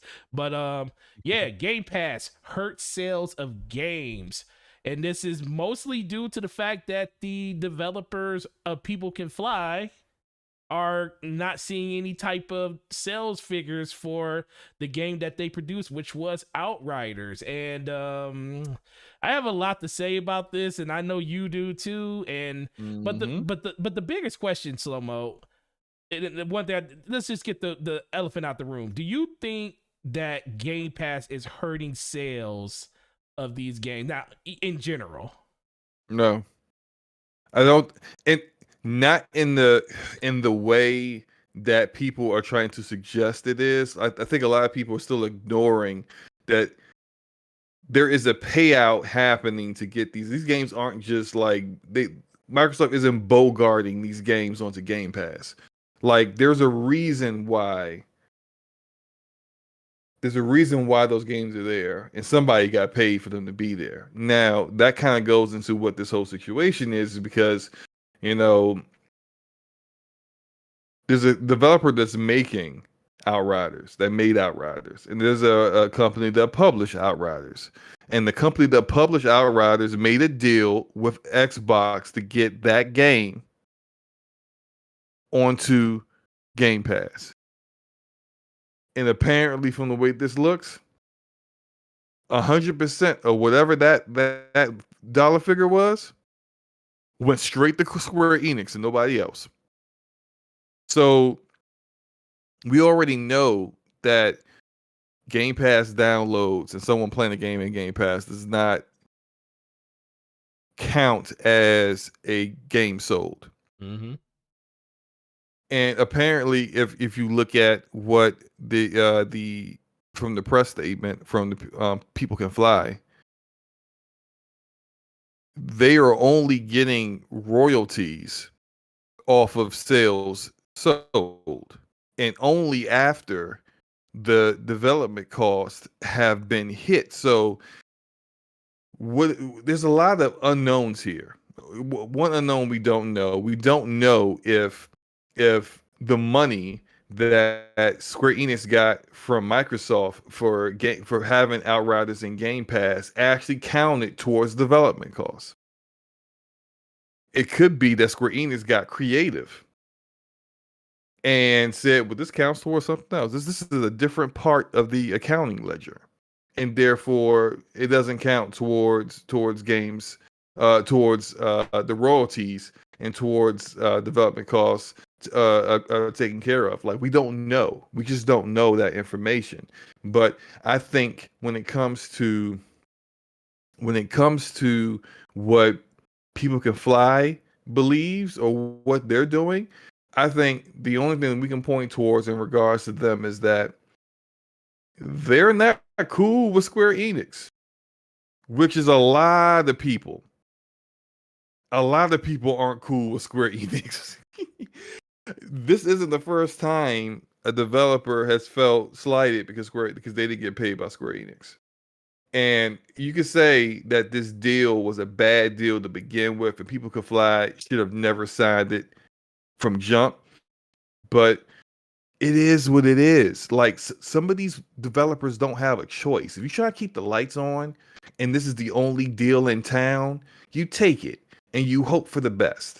Now, could the game have come out better? Absolutely. Could the game not been a buggy mess and still a buggy mess today? Absolutely. But did Game Pass hurt this game's sales? I don't think so. Because I don't recall too many people checking for this game before it was announced it was going to Game Pass. So if that never happened, this game would have been a buggy mess in obscurity, and no one would have thought much more about it, and would have moved right along. The reason why we are talking about this game at all right now, this press statement could have came out and likely would have came out about Square Enix not paying People Can Fly, whether it was in Game Pass or not. And the only reason we're talking about it now is that it is in Game Pass. Because if it wasn't, that's the only reason why we're talking about it. Period. I'm looking for the actual statement from them. They said that because they have two other games that they are working on with a publisher, so they have contracts for them already. Mm-hmm. But their third game they're working on, they said we will self-publish this game. From now on, we are about self-publishing our own content, our own IPs that we will own going forward. So if this is the end result of them not getting any sales figures from Square Enix, they don't know how much the game sold. They don't know how close they are to hitting the mark to actually start generating some money off of it. They don't know anything. And yes, Capono, Outriders is still broken. Now, they don't know anything. If they don't know anything, that's the problem. If they say we're going to self-publish our games from now on, they didn't say, hey, Game Pass is the devil. I hate Game Pass, and we're going to self-publish our own games from now on to make sure our games don't go into Game Pass. They didn't say none of that. They said we're going to self-publish our games so that we know about our own sales. We generate all the money off of our own sales. And this is, I will add this part, this wasn't said, but if you think about it, if they want to put their own self-published game in Game Pass, guess who's getting the bag for that? People Can Fly, not Square Enix. So what their issue is with Square Enix, which somehow Square Enix evades all blame out of this. They do. I don't understand it either. and they out here acting like Diddy and Bad Boy back in the 90s. They like Suge, man. Just straight Jake jerking ninjas. I ain't gonna say the word, right? Right. But they straight Jake jerking people out here, taking the money, not giving you anything. All chrome, no alloy out here, right? My rap fans know what I'm talking about with that. That's how they treating developers and people like Game Pass. Mm-hmm. Really? Is Game Pass really the problem here? Really? Or is it because here's yet again another publisher with their predatory practices treating developers like trash? This ain't another publisher. That's all I gotta say. This ain't another publisher though, Slummo. This is Square Enix. You know, this is the same no, publisher. They all do this though. It's the same publisher that said that Tomb Raider that sold 3-4 million copies that it wasn't enough. It needed to sell 7 or 8 million to be profitable. Right. I was like, but this is what I don't get. We had games like Ratchet and Clank that sold like 1.5 million copies. 1.5 million. So it's we don't know the exact numbers. We know what engagement numbers were like on Outriders. We know that it was like 3.5 million people engaged with the game in the first month. So we don't know what the actual number is. But it's hard for me to believe. I know Steam on day one had 153,000 people playing Outriders on day one. So at least we know 150,000 people bought that game on Steam the first day.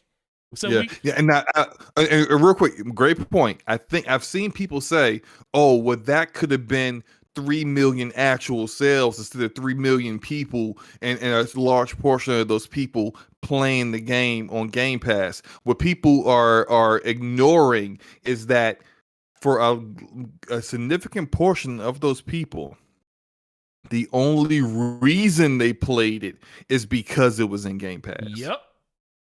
So if it wasn't there, there is just as likely a chance that they would just say, I'm not buying that game at $60 at launch when I'm not sold on it, than people saying, oh, it's not in a service that I'm subscribed to. I'm going to buy that game and play it. It's not that black and white. It's not that cut and dry. Not everybody is just like, oh, a game I'm mildly interested in, I'll spend $60 on that. More than likely, there are people who are like, a game, ooh, look, there's a game I'm mildly interested in. I'll wait for a sale. Yeah. Let me get these. Shout out to Rodimus with the $5 super chat. He says, speaking of Kena, do you think that Sony moved it because of the positive feedback of Psychonauts 2 when reviews had the 5-hour playthrough? Slomo, I know you probably paid attention to that. What do you think? Speaking of, do you think Sony moved it because... I don't think Sony moved it. I think that was the decision of Ember Lab, the developer. I don't think Sony is publishing this game. I think they just have the marketing rights for it. So I think it just wasn't ready. It needs a little bit more polish. And plus, you got to think about Ember Lab was previously a animation studio and a kind of a movie studio. They weren't game developers before this, and they're a small team. They're less than 30 people. So take all the time you need. I think they just really, really needed a little bit more time to get the game ready. Dude, and so I think that's what it's really about. And I don't think Psychonauts 2 had anything to do with it whatsoever. I actually kind of feel like Kane of Bridge of Spirits has more mind share out there than Psychonauts 2. Even though Psychonauts has a previous title that's beloved, but Kana's animation, the way it looks like a Pixar movie, that kind of stuff really resonates with people. Sony has shown it multiple times at multiple showcases now in State of Plays. I think people are looking forward more towards Kana than Psychonauts, and that, like, the Psychonauts have nothing to do with them delaying their game. I think they just wanted to be ready. Yeah. What do you think? No, I think the same thing. I think at a certain point, it just comes down to timing and stuff. There's really no other games in that release window that they kind of needed to worry about. And I don't think Sony wants to delay anything. Honestly, they want to get as many games out as they can, because I don't think they really want to sell games during the holiday. For some reason, they look at, the holiday as taboo, and they want to sell games before and after the holiday. So the fact that they had to push it back to, I believe, which is September 23rd or something now, gives it a little bit more time for it to breathe, gives a little bit more time for the developers to finish and get all of the animation stuff out of the way. And as long as the game comes out in a great state, that's all I really truly care about, because it just seems like when it comes to Sony games, that's kind of the only games we've been actually having that with. So yeah, I agree with that. And then we had a second super chat from Rodimus talking about our current topic. So you mean to tell me Sony has 115 million PlayStation 4s and 10 million PlayStation 5 users, and PC has over 150 million users, but a service more than that, way more than that, but a service with 18 million plus users caused the game to fail. I love it. It's so good. Nope. For once, Rodimus has a good point. That's a really good point right there, bro. Shout out to him. I'm messing with him. I did have the quote directly from, you know what, I'm not even gonna say the guy that runs People Can Fly Studio. His name is very Polish. I can't You just pronounce don't it. want to butcher it. I got you. I don't want to butcher it. But this is what he said, and this is in the actual article. Working with the publisher, this is Square Enix, Square Enix has many advantages, but also is disadvantages. One of them is the low impact of People Can Fly on sales activities and the incompleteness, or as in this case, the lack of data obtained from the publisher in this regard. This is one of the reasons why, apart from working with publishers, we have decided to develop projects whose IP will remain the property of the company, People Can Fly, and which will be published by the company, People Can Fly. This is very blanket statement and done in a very PR way. But if you parse through the PR-ness, the issue is Square Enix screwed us. Going forward, we not messing with any publishers. And so that aspect, if it really wasn't just, hey, Square Enix is just awful, then they'd be like, we have learned our lesson. We will be working with different publishers in the future. Right. Maybe we'll go with Activision or EA or a private division. But no, they said we're going to self-publish our IPs going forward. What does that tell you? It tells you that all of the publishers are like this. Yeah. Go back to Bungie. Bungie, on the high of making Halo, at the time, one of the peak games in gaming, coming off of Halo 3, goes independent, makes a deal with Microsoft. They're going to make Halo ODST and Halo Reach. Now they're independent, developing Destiny. One of the biggest names for developers in the entire world. They couldn't get anybody to publish Destiny. They even went back to Microsoft to try to see if Microsoft would take it. And they said no. Everybody said no. And they're now independent. They don't have a check coming from Microsoft. Then Activision comes around. Yeah, we'll do it. Here are our terms, though. So what are you going to do? You going to let your studio close down, or you going to take this crap deal and make a game and try to make the best out of it? Slow mo. Now you know I gotta talk about this, bro. Okay, we've had this discussion before. We have had this discussion before. And my point remains: what were they supposed to do? Would you have rather have Bungie shut down than take that deal? No, I agree 100%. But like, this also goes back to, like I kept saying, like you can only blame yourself for signing the deal that you sign. I blame People Can Fly for putting themselves in that position. Sure, yeah, exactly. That's all I'm saying. But if that's the only deal in town, I understand. When it comes to Bungie and Destiny, there were no other deals. Destiny would not be here if Activision, if they did flip that $500 million, they would not be here. You're absolutely right. So you gotta do what you gotta do sometimes. But this goes back to why People Can Fly. Is like, we're not messing with no publishers no more. Whatever we make, we're gonna self-publish it. That's the best. So that we don't end up in these positions. We don't end up in these positions not knowing when are we going to get paid. Yeah, and that's the most. And that deal. Yeah. This is one more thing before you go. No, go ahead.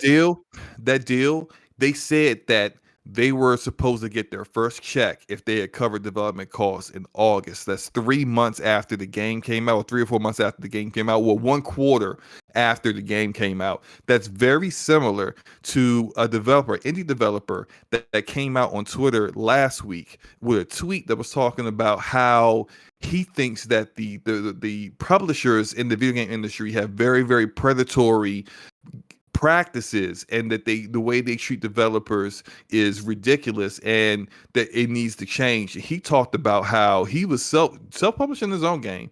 A publisher he wouldn't name them came to him. He didn't go to them. They came to him, which is since he had already did a Kickstarter and had already fully funded his game, he was in a position to tell them no and kick rocks. But they came to him with a deal. He started outlining the deal. It's very similar to what we see here with Square Enix and People Can Fly. And the rationale that publisher used to him when he told them no, and they were shocked that he told them no, was, well, plenty of other developers take this kind of deal. We don't see what the problem is. And that's just it. They don't really have a choice. So they use precedent of other developers who don't have a choice because their game is already fully funded as the rationale why you should sign this crappy predatory deal. But in that deal, he said the same thing. He said, I wouldn't even see a single dime until a quarter after the game launch. And that's only if it covered the $500,000 development cost of it. It's crazy. So look, like back to what we talking about, Game Pass. Like, this has nothing to do with Game Pass, man. This is nothing. The only reason Game Pass was even brought up is because the author of the article mentioned Game Pass. Basically, I agree.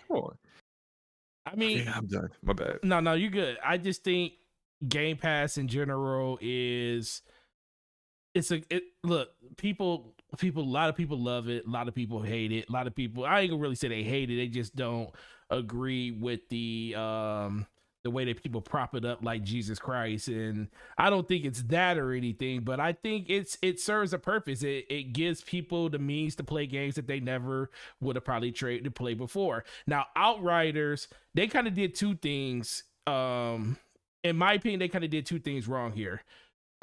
First of all, they didn't believe in their game. Well, I ain't gonna say they didn't believe in it as in People Can Fly. I just don't think Square believed in it enough after they signed that deal with them to publish that game. Those pre-order numbers were real freaking low when that game came out. That's the reason that deal came together last minute like it did, because I felt like the fact that when you look at it, it's like, yo, they're looking at, you know, we had a really good beta. The beta came out. People were enjoying the beta and enjoyed the game, but those pre-order numbers didn't go up a lot. And it's like, this game literally comes out in a week, and all of a sudden you see Xbox saying, oh, Xbox Game Pass day one. And it's like, huh? That happened real quick.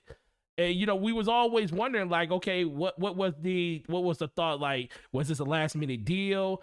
And part of us just felt, just because, yeah, the game was, we actually enjoyed the game, but it didn't have a lot of hype behind it when it comes to like pre-order numbers and stuff. And what is the publisher going to do? If you give them an avenue to get some of their money back, we don't know what Xbox offered them. We don't know what kind of deal they offered, because Phil Spencer has made it very much known that everybody does not have the same deal. There are different tiers for people inside of Game Pass, depending on what your game is. It could be monetary funds up front. It could be by download. He said there's a myriad of ways this can happen, but it just changed. Microsoft saw an opportunity and they were like, yo, let's take advantage of this opportunity. Just like they took advantage of that same opportunity with MLB when it comes to the show. You think that Sony wanted that game to go in there? They basically, Microsoft skipped over them, was like, we're going to go to the people that's publishing it on Xbox. And it just happened to be MLB themselves. And MLB, they don't see blue or green. They see, they do see green. Hold up, bro. Yeah. Go ahead. Game Science, What? the Chinese developer that's making Black Myth Wukong, Yeah. just released a 12-minute gameplay trailer. Oh Lord. That's in Unreal Engine 5. Oh. Link me that. I will. I'm doing it right now. I'm gonna link me that. Yo, this is, oh man, why couldn't they just release this earlier in the day? But that's this. Like, I literally just saw this pop up, like a few minutes ago. Yeah. Oh yeah, there it is. What is this playing on? Oh yeah. Okay. And it's on YouTube. Cool. So let me see. Copy this link. And that game is going to be, that game looks so incredible. oh yeah, this is, let me see if I can see if we can just get it on over here on this screen. Yeah, yeah. If there's any way you could probably like try to like probably switch to.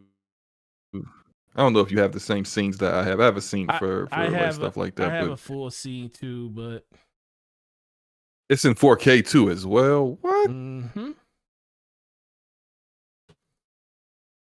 Yep. So if you scroll, wait, that's the epic thing. If you you gotta find the other one I just sent you. Oh yeah, this is okay. Yeah, I'll figure it out real quick. Actually, I know how I can get it real quick. I'll just while we're talking, I'll just copy it and then get it that way. But yeah, this is derailed because I know we've been looking forward to this game for a while.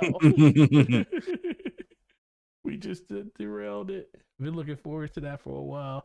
But no, when it comes to Game Pass, like I was saying, I think in general, it's good. It's doing what it's supposed to do. It's helping people play games that they normally wouldn't play. I know some people would have bought Outriders if it wasn't released, but I also know people that are super happy they didn't buy Outriders because let me ask you something, Sloma. What do you think killed Outriders more? The fact that it was in Game Pass or the fact that the game still to this day for the majority, not even gonna say for the majority of people, but for some people, it just doesn't work anymore still.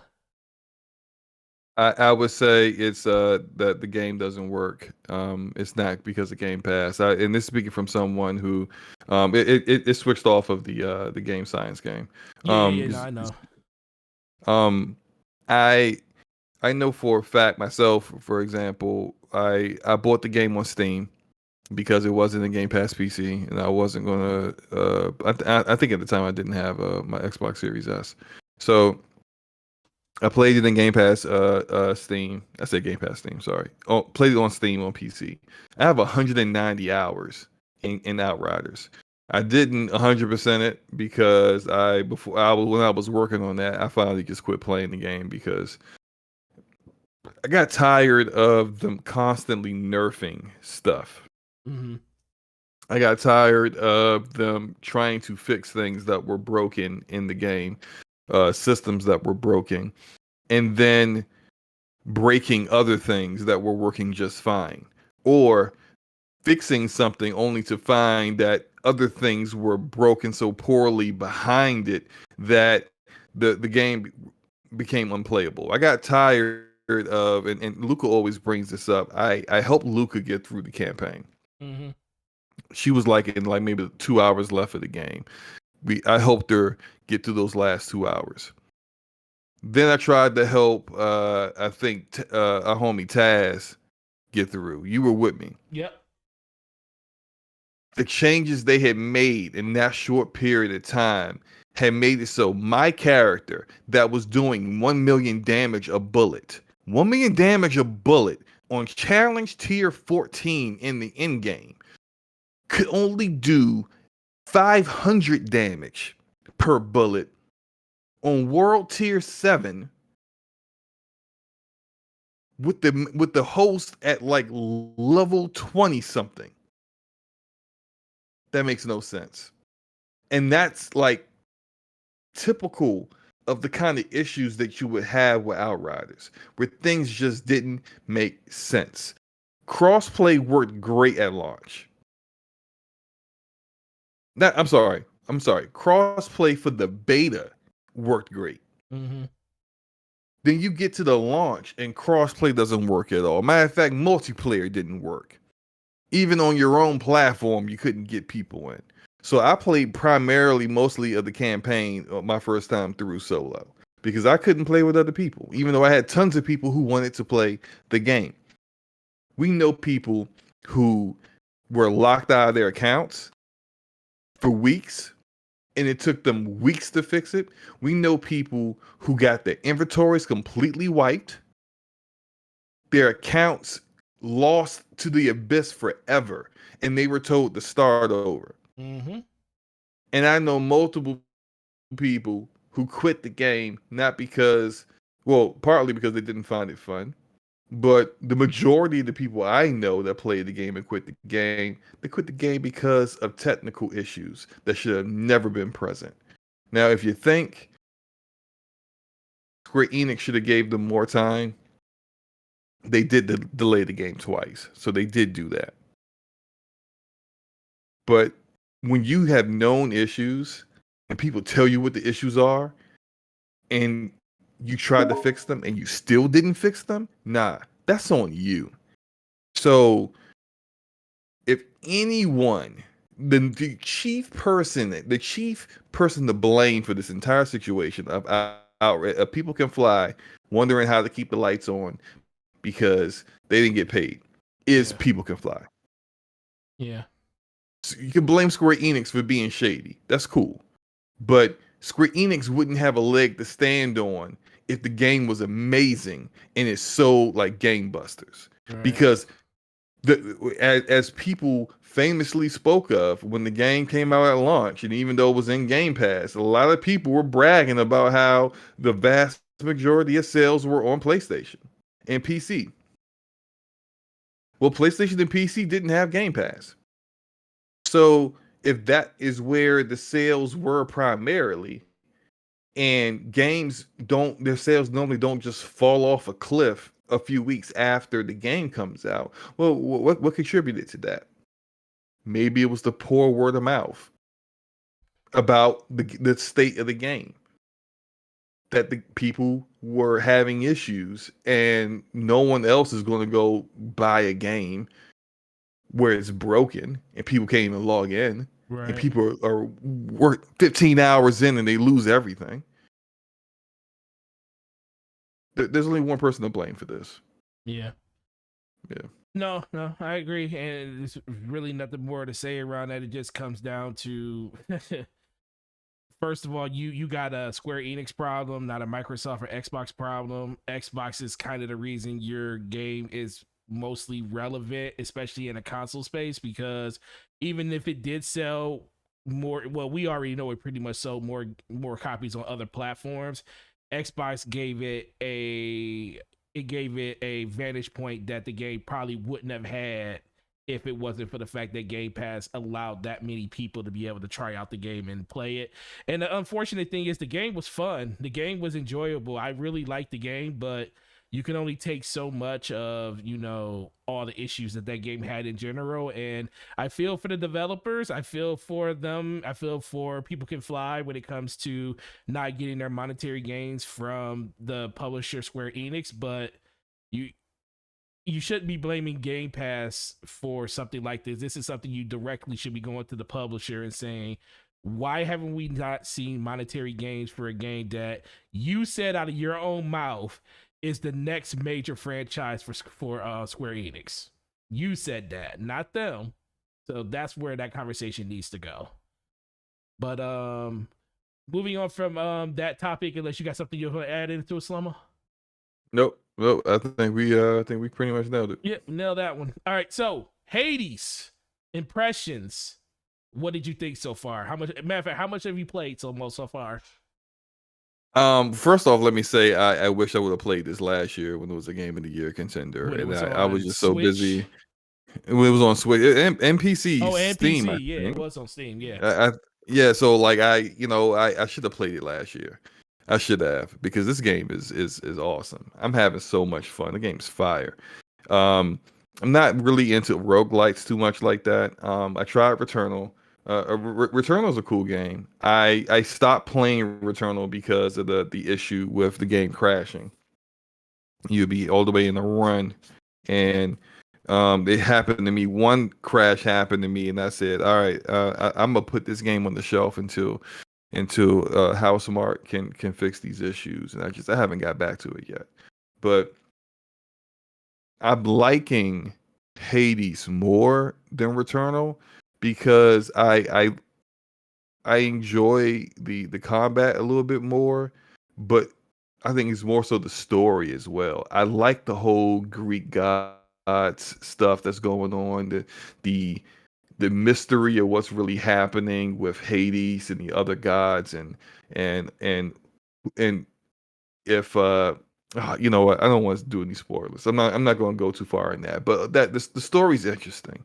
The voice acting is Yeah, phenomenal. I mean, phenomenal.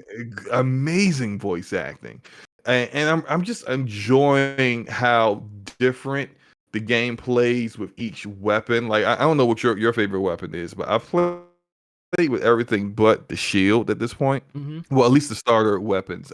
People were telling me there's a gun that you get that's awesome, and I see a lot of people say their favorite weapon is the gun. Mine is the spear. I love the I spear. love Yeah. that spear. That spear is fire. And then recalling it back like Thor's hammer. Um, Once I got the spear, I got really comfortable, and I think that it's a game where you want to be comfortable with the weapon that you're using. Because I try a lot. Like shout out to Rand. Randall Thor was in my stream, and he told me not to besmirch the name of the bow and arrow because he loves the bow and He arrow, loves and the he bow said and that arrow. he ran through the game once he got that bow and arrow. And I tried the bow and arrow, and I just couldn't. I couldn't get used to the whole, like, you gotta hold the button to the draw and then press it again to let go. And that just, when I want to strike with my quick strike, I don't want to do two button presses to just get one arrow out. So I did like the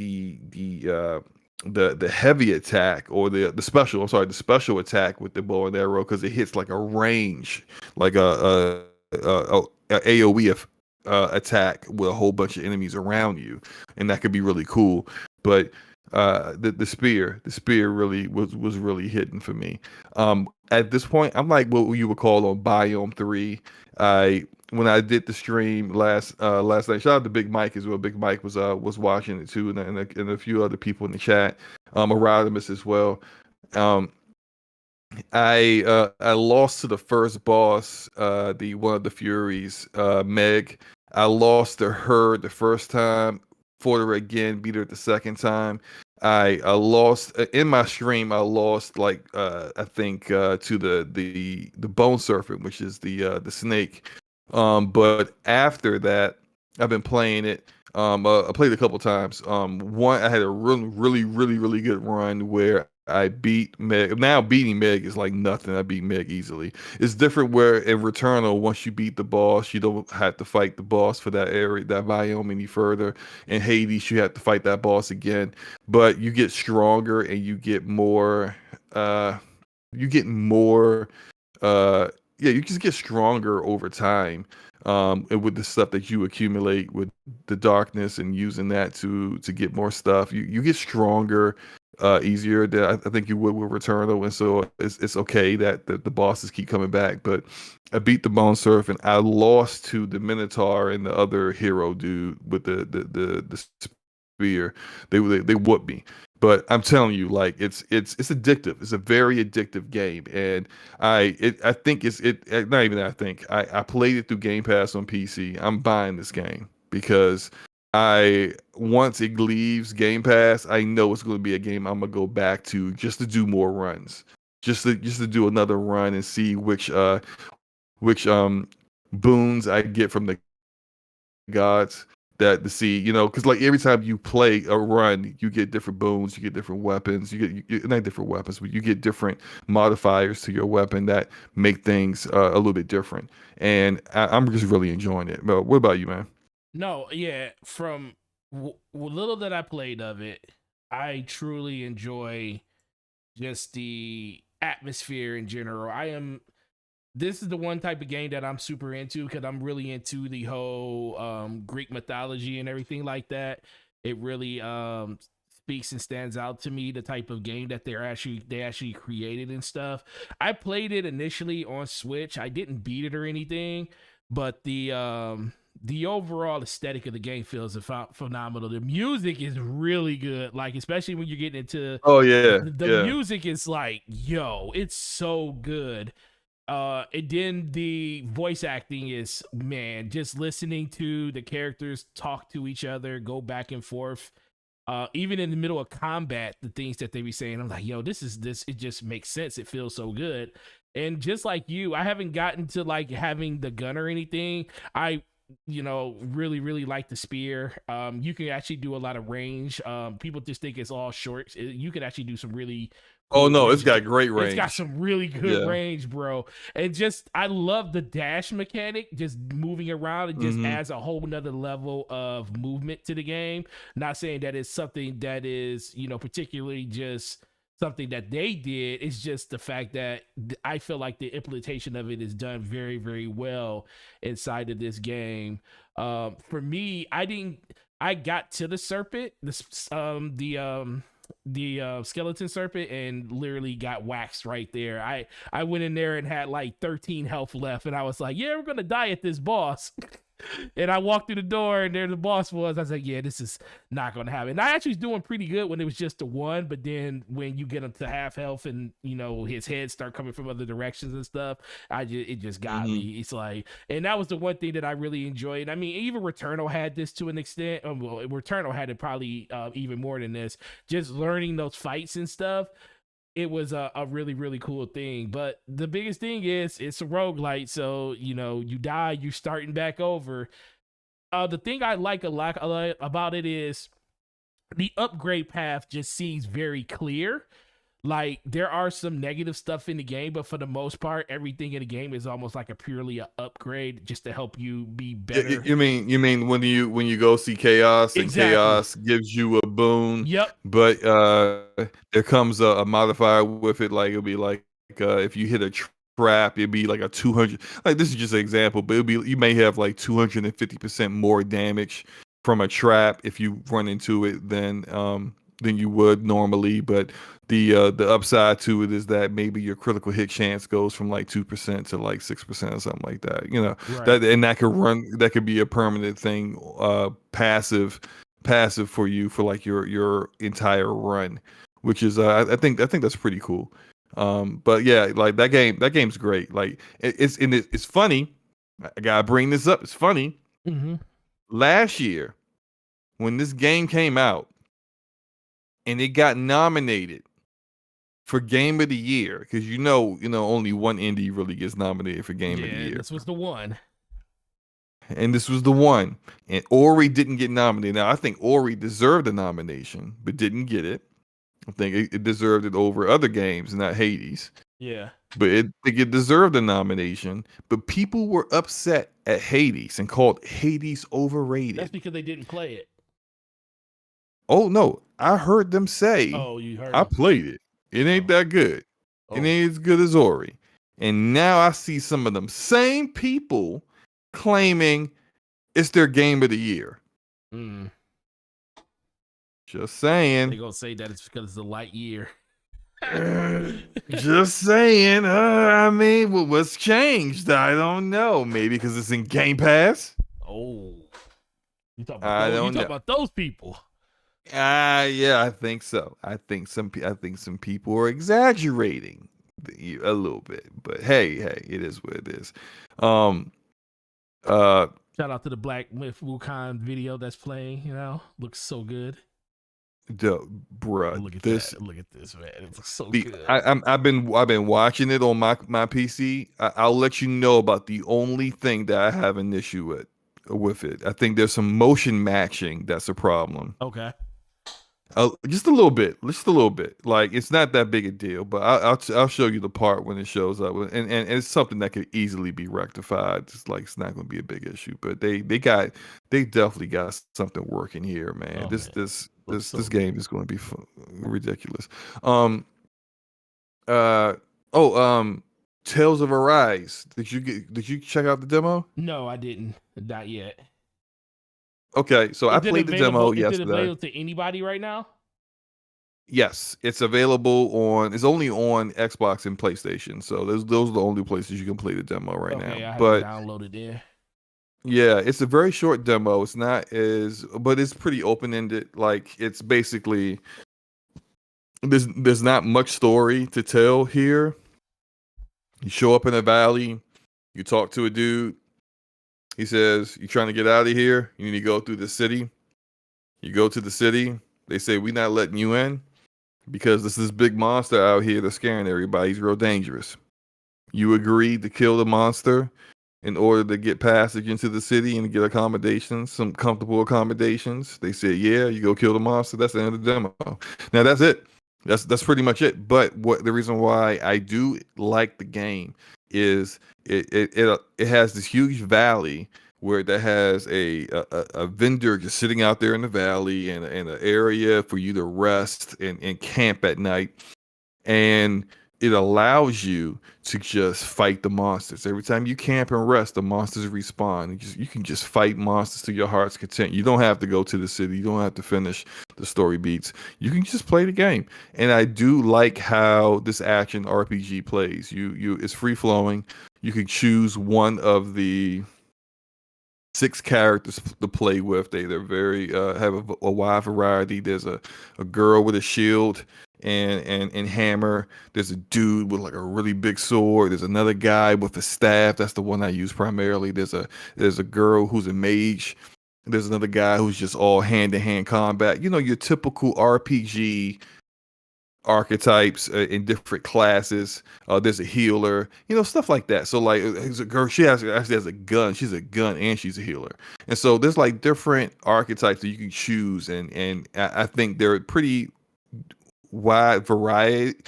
They're pretty much a wide enough variety where everyone who likes a particular style of play will have a character that kind of suits them. And even though you're playing as one character, you'll see on the directional pad where if the other characters that are fighting with you, if they have a special that's ready, you can just press a button and then they'll attack the enemies as well, the enemy that you're fighting, and you can kind of do combination attacks. It works really well. That's kind of like typical Tales. This one seems to be a little bit like I played Tales of Vesperia. I haven't played Tales of, what's the other one called? Vesperia, I think it's called. But Tales of Vesperia was a little bit more lighthearted. This looks to be a little bit like more serious than that. And I heard Tales of Vesperia is a bit more serious, and kind of like more my speed. But this one looks good. It's I've had my eye on it, and I'm definitely gonna pick it up when it comes out next month. What about you, man? I like the Tales games. I think Tales of Symphonia was one of my favorites back on GameCube and stuff. I didn't get a chance to play Vesperia. I remember that was on 360, and I remember it just being one of those Yes, games. it was. Yeah, it was on 360, and the definitive edition they remastered and brought up to the Xbox One and PS4. I was thinking about getting back to them. It's just those games were such a commit. It's like I don't know if I was gonna do it, but seeing this game when they showed it off at the showcase, I was like, man, this just reminds me of so much of what I used to love about those type of games. And it's just mostly just getting back into them. So I always say I want to get back into those roots of getting back into those old JRPGs and stuff like that. And so it's definitely on my radar and stuff. And I didn't know it was and I think that's probably part of real quick, because it's showing now. This is the only part I have with the Black Myth Wukong Unreal Engine 5 trailer. Do you see how your character is running over the ice? Yeah. The motion matching doesn't work very well. It almost seems like he's not touching the ice at all. Yeah. I think it's partly due to the fact that there is no evidence that he's actually running on the ice. Like there isn't like any condensation or any like chips of ice that are moving away when he runs. Yeah. It's just that you see the damage to the ice based off of what the dragon he's fighting is doing, but you don't see anything in regards to his footsteps and his movements. And so I think that's like literally that's a nitpick. That's the only thing I can really seem to have an issue with. Otherwise, when you see a game like this, like it looks so good. Yeah, it looks freaking amazing, and everything that they show from this just looks really that good. I can't wait for this to yeah, man, it's but when it comes to Tales, I think the one thing that's kind of always got me is just getting into it with a beta, just seeing, because they're all self-contained stories and stuff. So now that I know there is one, I'm definitely going to try it out. You did say it's kind of short because you just do one simple thing, and that might get me into it. I'm not 100% for sure. Plus, there's a lot of other stuff coming out. Like I got Alien Fireteam coming out. I'm a huge Alien fan. I'm gonna definitely play that. Kena still comes out next month, and I'm gonna play that. I'm interested in that too, but like I've been, no man, like I've looked some of the gameplay. The and gameplay looks funky, bro. It looks funky. I ain't gonna lie. It ain't looking that hot, man. It doesn't. It ain't looking that hot. But I can't let my last experience of an Alien game still be Colonials Marine. Cause that hurt my heart. Look, man, I think you're gonna be disappointed. It's only $39.99. It should be in Game Pass. Hopefully they announce it tomorrow on the 24th. Yo, I'm sorry, but $40 looks like that's too much for this. That's right too now. much. From what I'm saying, it's too much for it right now. Yeah, I got you. Yeah, I don't know. Yeah, you might be right. It don't look that good, man. Listen, man. I'm be honest. I'm only doing this because I'm a fan of the franchise, not because the game looked interesting to me at first. But I remember when they showed the last gameplay trailer of it, and I was like, this don't look all that good. But god dang it, it's an Alien game, and I'm a sucker for Alien games, so I'm gonna buy this. And they just, I mean, ever since Alien Isolation, they really haven't done a good job at the Alien franchise. So you just hope that one day they actually fix it. Dang, that thing just ripped you apart. But yeah. But so there's a bunch of other games still coming out. I got 2K coming out on the 10th. I'm definitely getting that because I've been playing that a lot with Rand and Dealer and stuff, and just getting back into basketball has been a really, really cool thing. I refuse to play Madden. I didn't even download a demo for that. They can keep that. Madden, I would never. I'm sorry. Like I have. Keep that. I said maybe, I'm good. I said the next time I play a football game is when they bring NCAA back. Then I'll play football because that was the only football game that I was willing to play. But I'm definitely interested in Tales of Arise. I was interested when I first seen it. It's just like I said, it's like so many games coming out. So. But I'm glad you got a chance to play it, and I definitely need to check out your live stream when it comes to Hades. Do you know when the next time you probably gonna do it? I'm going to get back to streaming Hades after I finish 12 minutes. I really feel like I'm at the end of 12 minutes. I don't know why. I just kind of feel like I am. I had a breakthrough. I'm not going to ruin anything for anyone. Right. But I had a breakthrough right near the end of my stream, and I would have continued on if we didn't have DPS tonight. And so I would have continued on to finish it, but I feel like the reason why I might go ahead and stream once the show was done is just because I felt like I'm close to the end with it, but we'll see. But yeah, once I finish 12 minutes, I'm gonna go back to Hades. Okay, cool. Well, last topic, probably gonna be a short one because there's really not that much information. Well, there's actually quite a bit, but we're not really that in tune to it. But Call of Duty Vanguard officially got announced today. Slow-mo, did you get a chance to see the trailer that they put out? Yeah, I watched it. Okay, I knew you had that. Watched it. So this is World War II again. So first of all, okay, before I get into that, because I definitely want to ask you that, what did you think of just the trailer in general? Blah. Look. I Call of Duty has good campaigns, so I do think this campaign is probably going to be good. I do think that is the case. It's probably going to be a good campaign. That said, bro, like World War II again. I'm so sick of World War II, and I don't really care for Call of Duty anyway. Like Call of Duty is not really like my. I'm more of the side of like the Halo side, the first person shooters. So, like. I just don't really care for Call of Duty like that. So the last two Call of Duties that I've had have been gifted to me. One was gifted to me. The other one I got with a graphics card. So I haven't really paid for it. And then whenever I did get them, I did play through the campaign and was like, oh, this campaign was good. But I just don't care for Call of Duty. I don't think Call of Duty is I mean, it's going to be fine for the hardcore Call of Duty audience. They're going to eat it up regardless, right? Mm-hmm. But I don't think that those the casual like first person shooter people that just will play Call of Duty just because it's another one that came out this year are going to with this so much competition Mm-hmm. in this space. You got Halo Infinite coming. You got Battlefield 2042 coming. You got Splitgate, which is had 10 million people try to play it in the past 30 days. With all this competition, I don't think them the direction they went. Not that they could see this foresee this coming years in advance when they started developing it, but I just don't think it's going to be the biggest year for them. But they'll be fine because they're Call of Duty. This is going to outsell everyone else anyway. Listen, I don't know about that.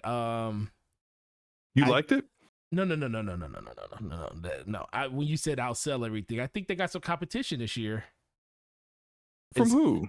I think they got competition from that Grand Theft Auto update that's coming out on PS5 and Xbox Series X. Nah, I mean, look, that's going to sell, of course. I think that's going to sell like crazy. Look, it's going to have long term. It's going to have more legs than the Call of Duty game will. Well, Call of Duty have sales up front. Right. I think in just this year alone, when this year is up, I don't think this is going to be any. Call of Duty would be the number one game, so like it is damn near every year. I don't think anything else is going to outsell it. I do think now, guaranteed. I anticipated this was going to happen. I said it for a while. I said that Activision was going to finally, reveal Call of Duty sometime in August, and that at Gamescom, Microsoft will announce the Halo Infinite release date, and I think that's going to finally happen. They were waiting for Call of Duty this entire time. There's some people who were speculating on when that would be. I know Phil Spencer had stated that they had like a 3-week release window that they were looking at, and clearly with Battlefield coming out 2 weeks before Call of Duty, that 3-week release window is somewhere in there. I know there are people who think that it's going to be like November 15th or something like that, like basically after Call of Duty comes out. I feel like that's a mistake if they do that, and here's why. I think they want to get the Call of Duty audience to try Halo Infinite. Yeah, they do. But if you release after Call of Duty, they're already invested in the Call of Duty they play every year. They're not going to stop playing Call of Duty to try your game. So I think they need to release before Call of Duty. And so I think, even though a lot of people have kind of brought up the Titanfall 2 example, I think they actually will be released in between 2042 and Call of Duty, which a lot of people told me on Twitter today that would be a terrible decision. That would be killing their game.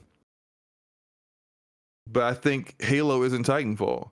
Titanfall was a game that, although was a quality game, but the IP Titanfall was not like is not and never has been a household name or a massive name in the gaming industry.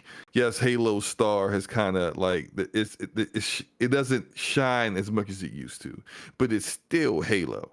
And I don't think Halo is on the level of Titanfall where they can't like go up against these two big first-person shooter IPs and at least compete.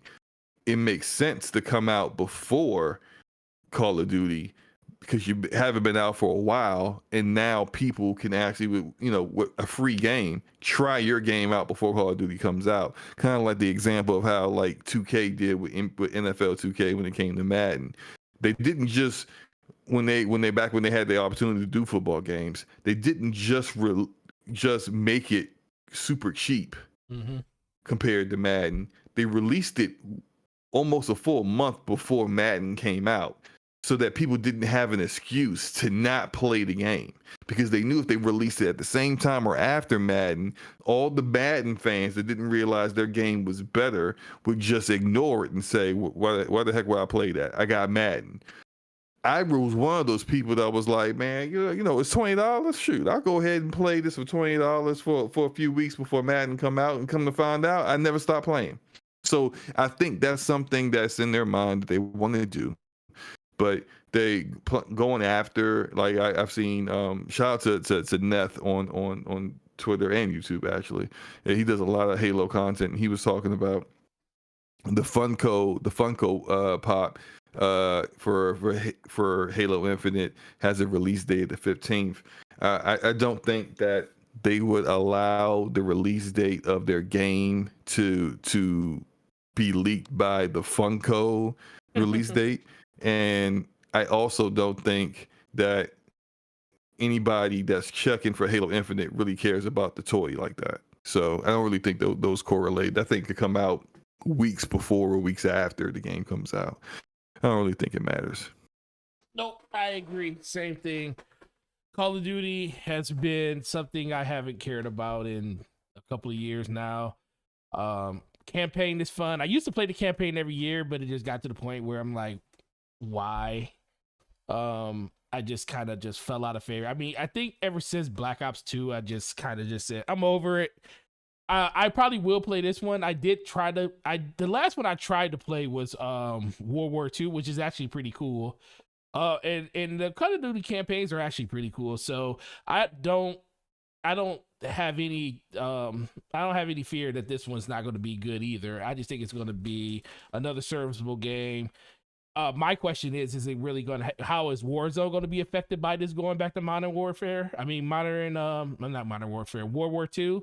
Are we going to see a change in that? Because normally they kind of change Warzone up every other year, and this will be the second year of Warzone being in the same state that it's in. So are they going to change that up a little bit when it comes to it having a World War II vibe? I don't know how that's going to kind of affect sales, or not sales, but just engagement on that game, since it's a free-to-play part of the game.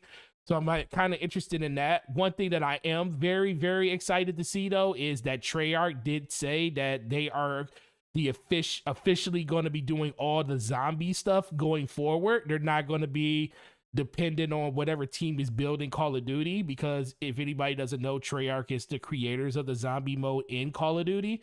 So even if it's being made by like Sledgehammer or Infinity War, whoever's making the game, the zombie component will always be done by Treyarch, which I think is an amazing thing, because I think they have the best rendition of zombies when it comes to Call of Duty. So I think that was a good thing that came out of this.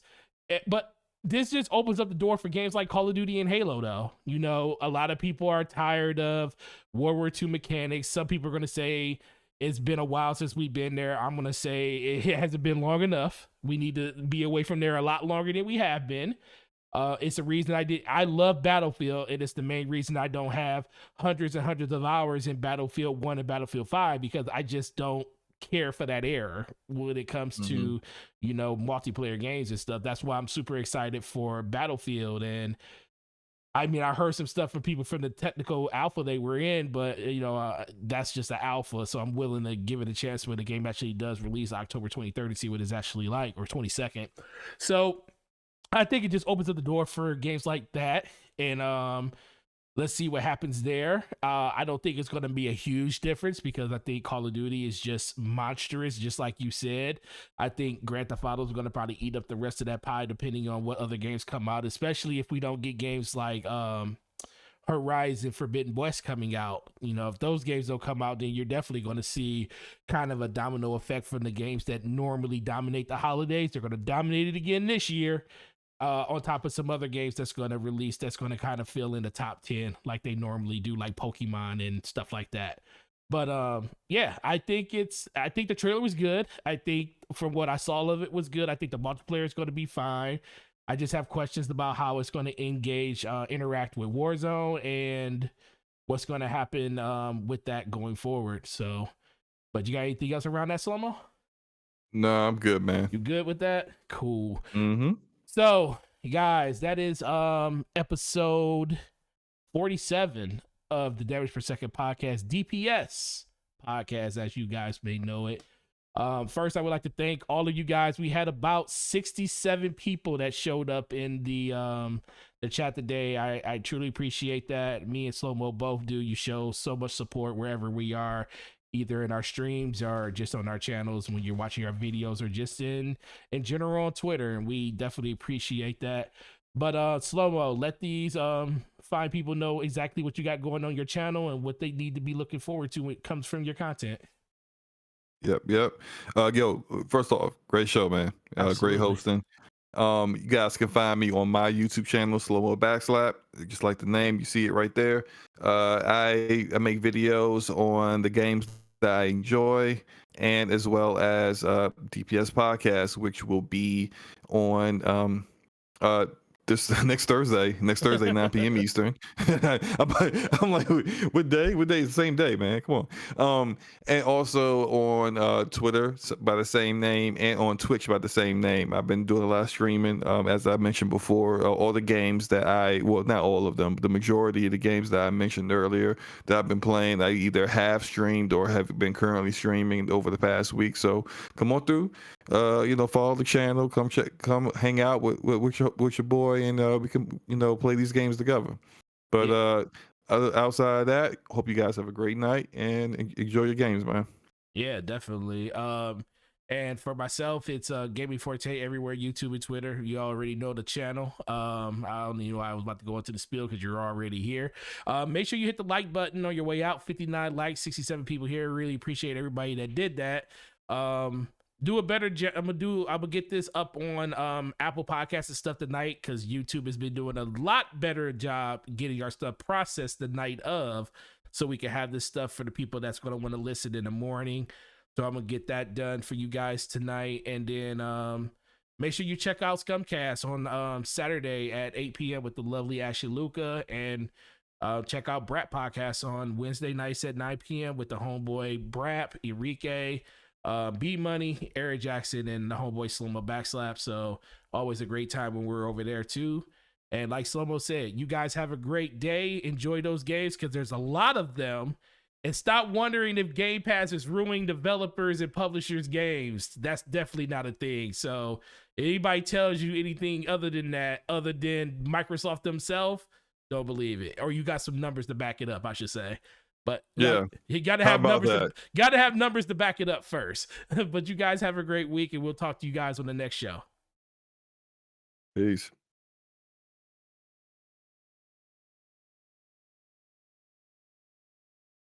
All right, we out.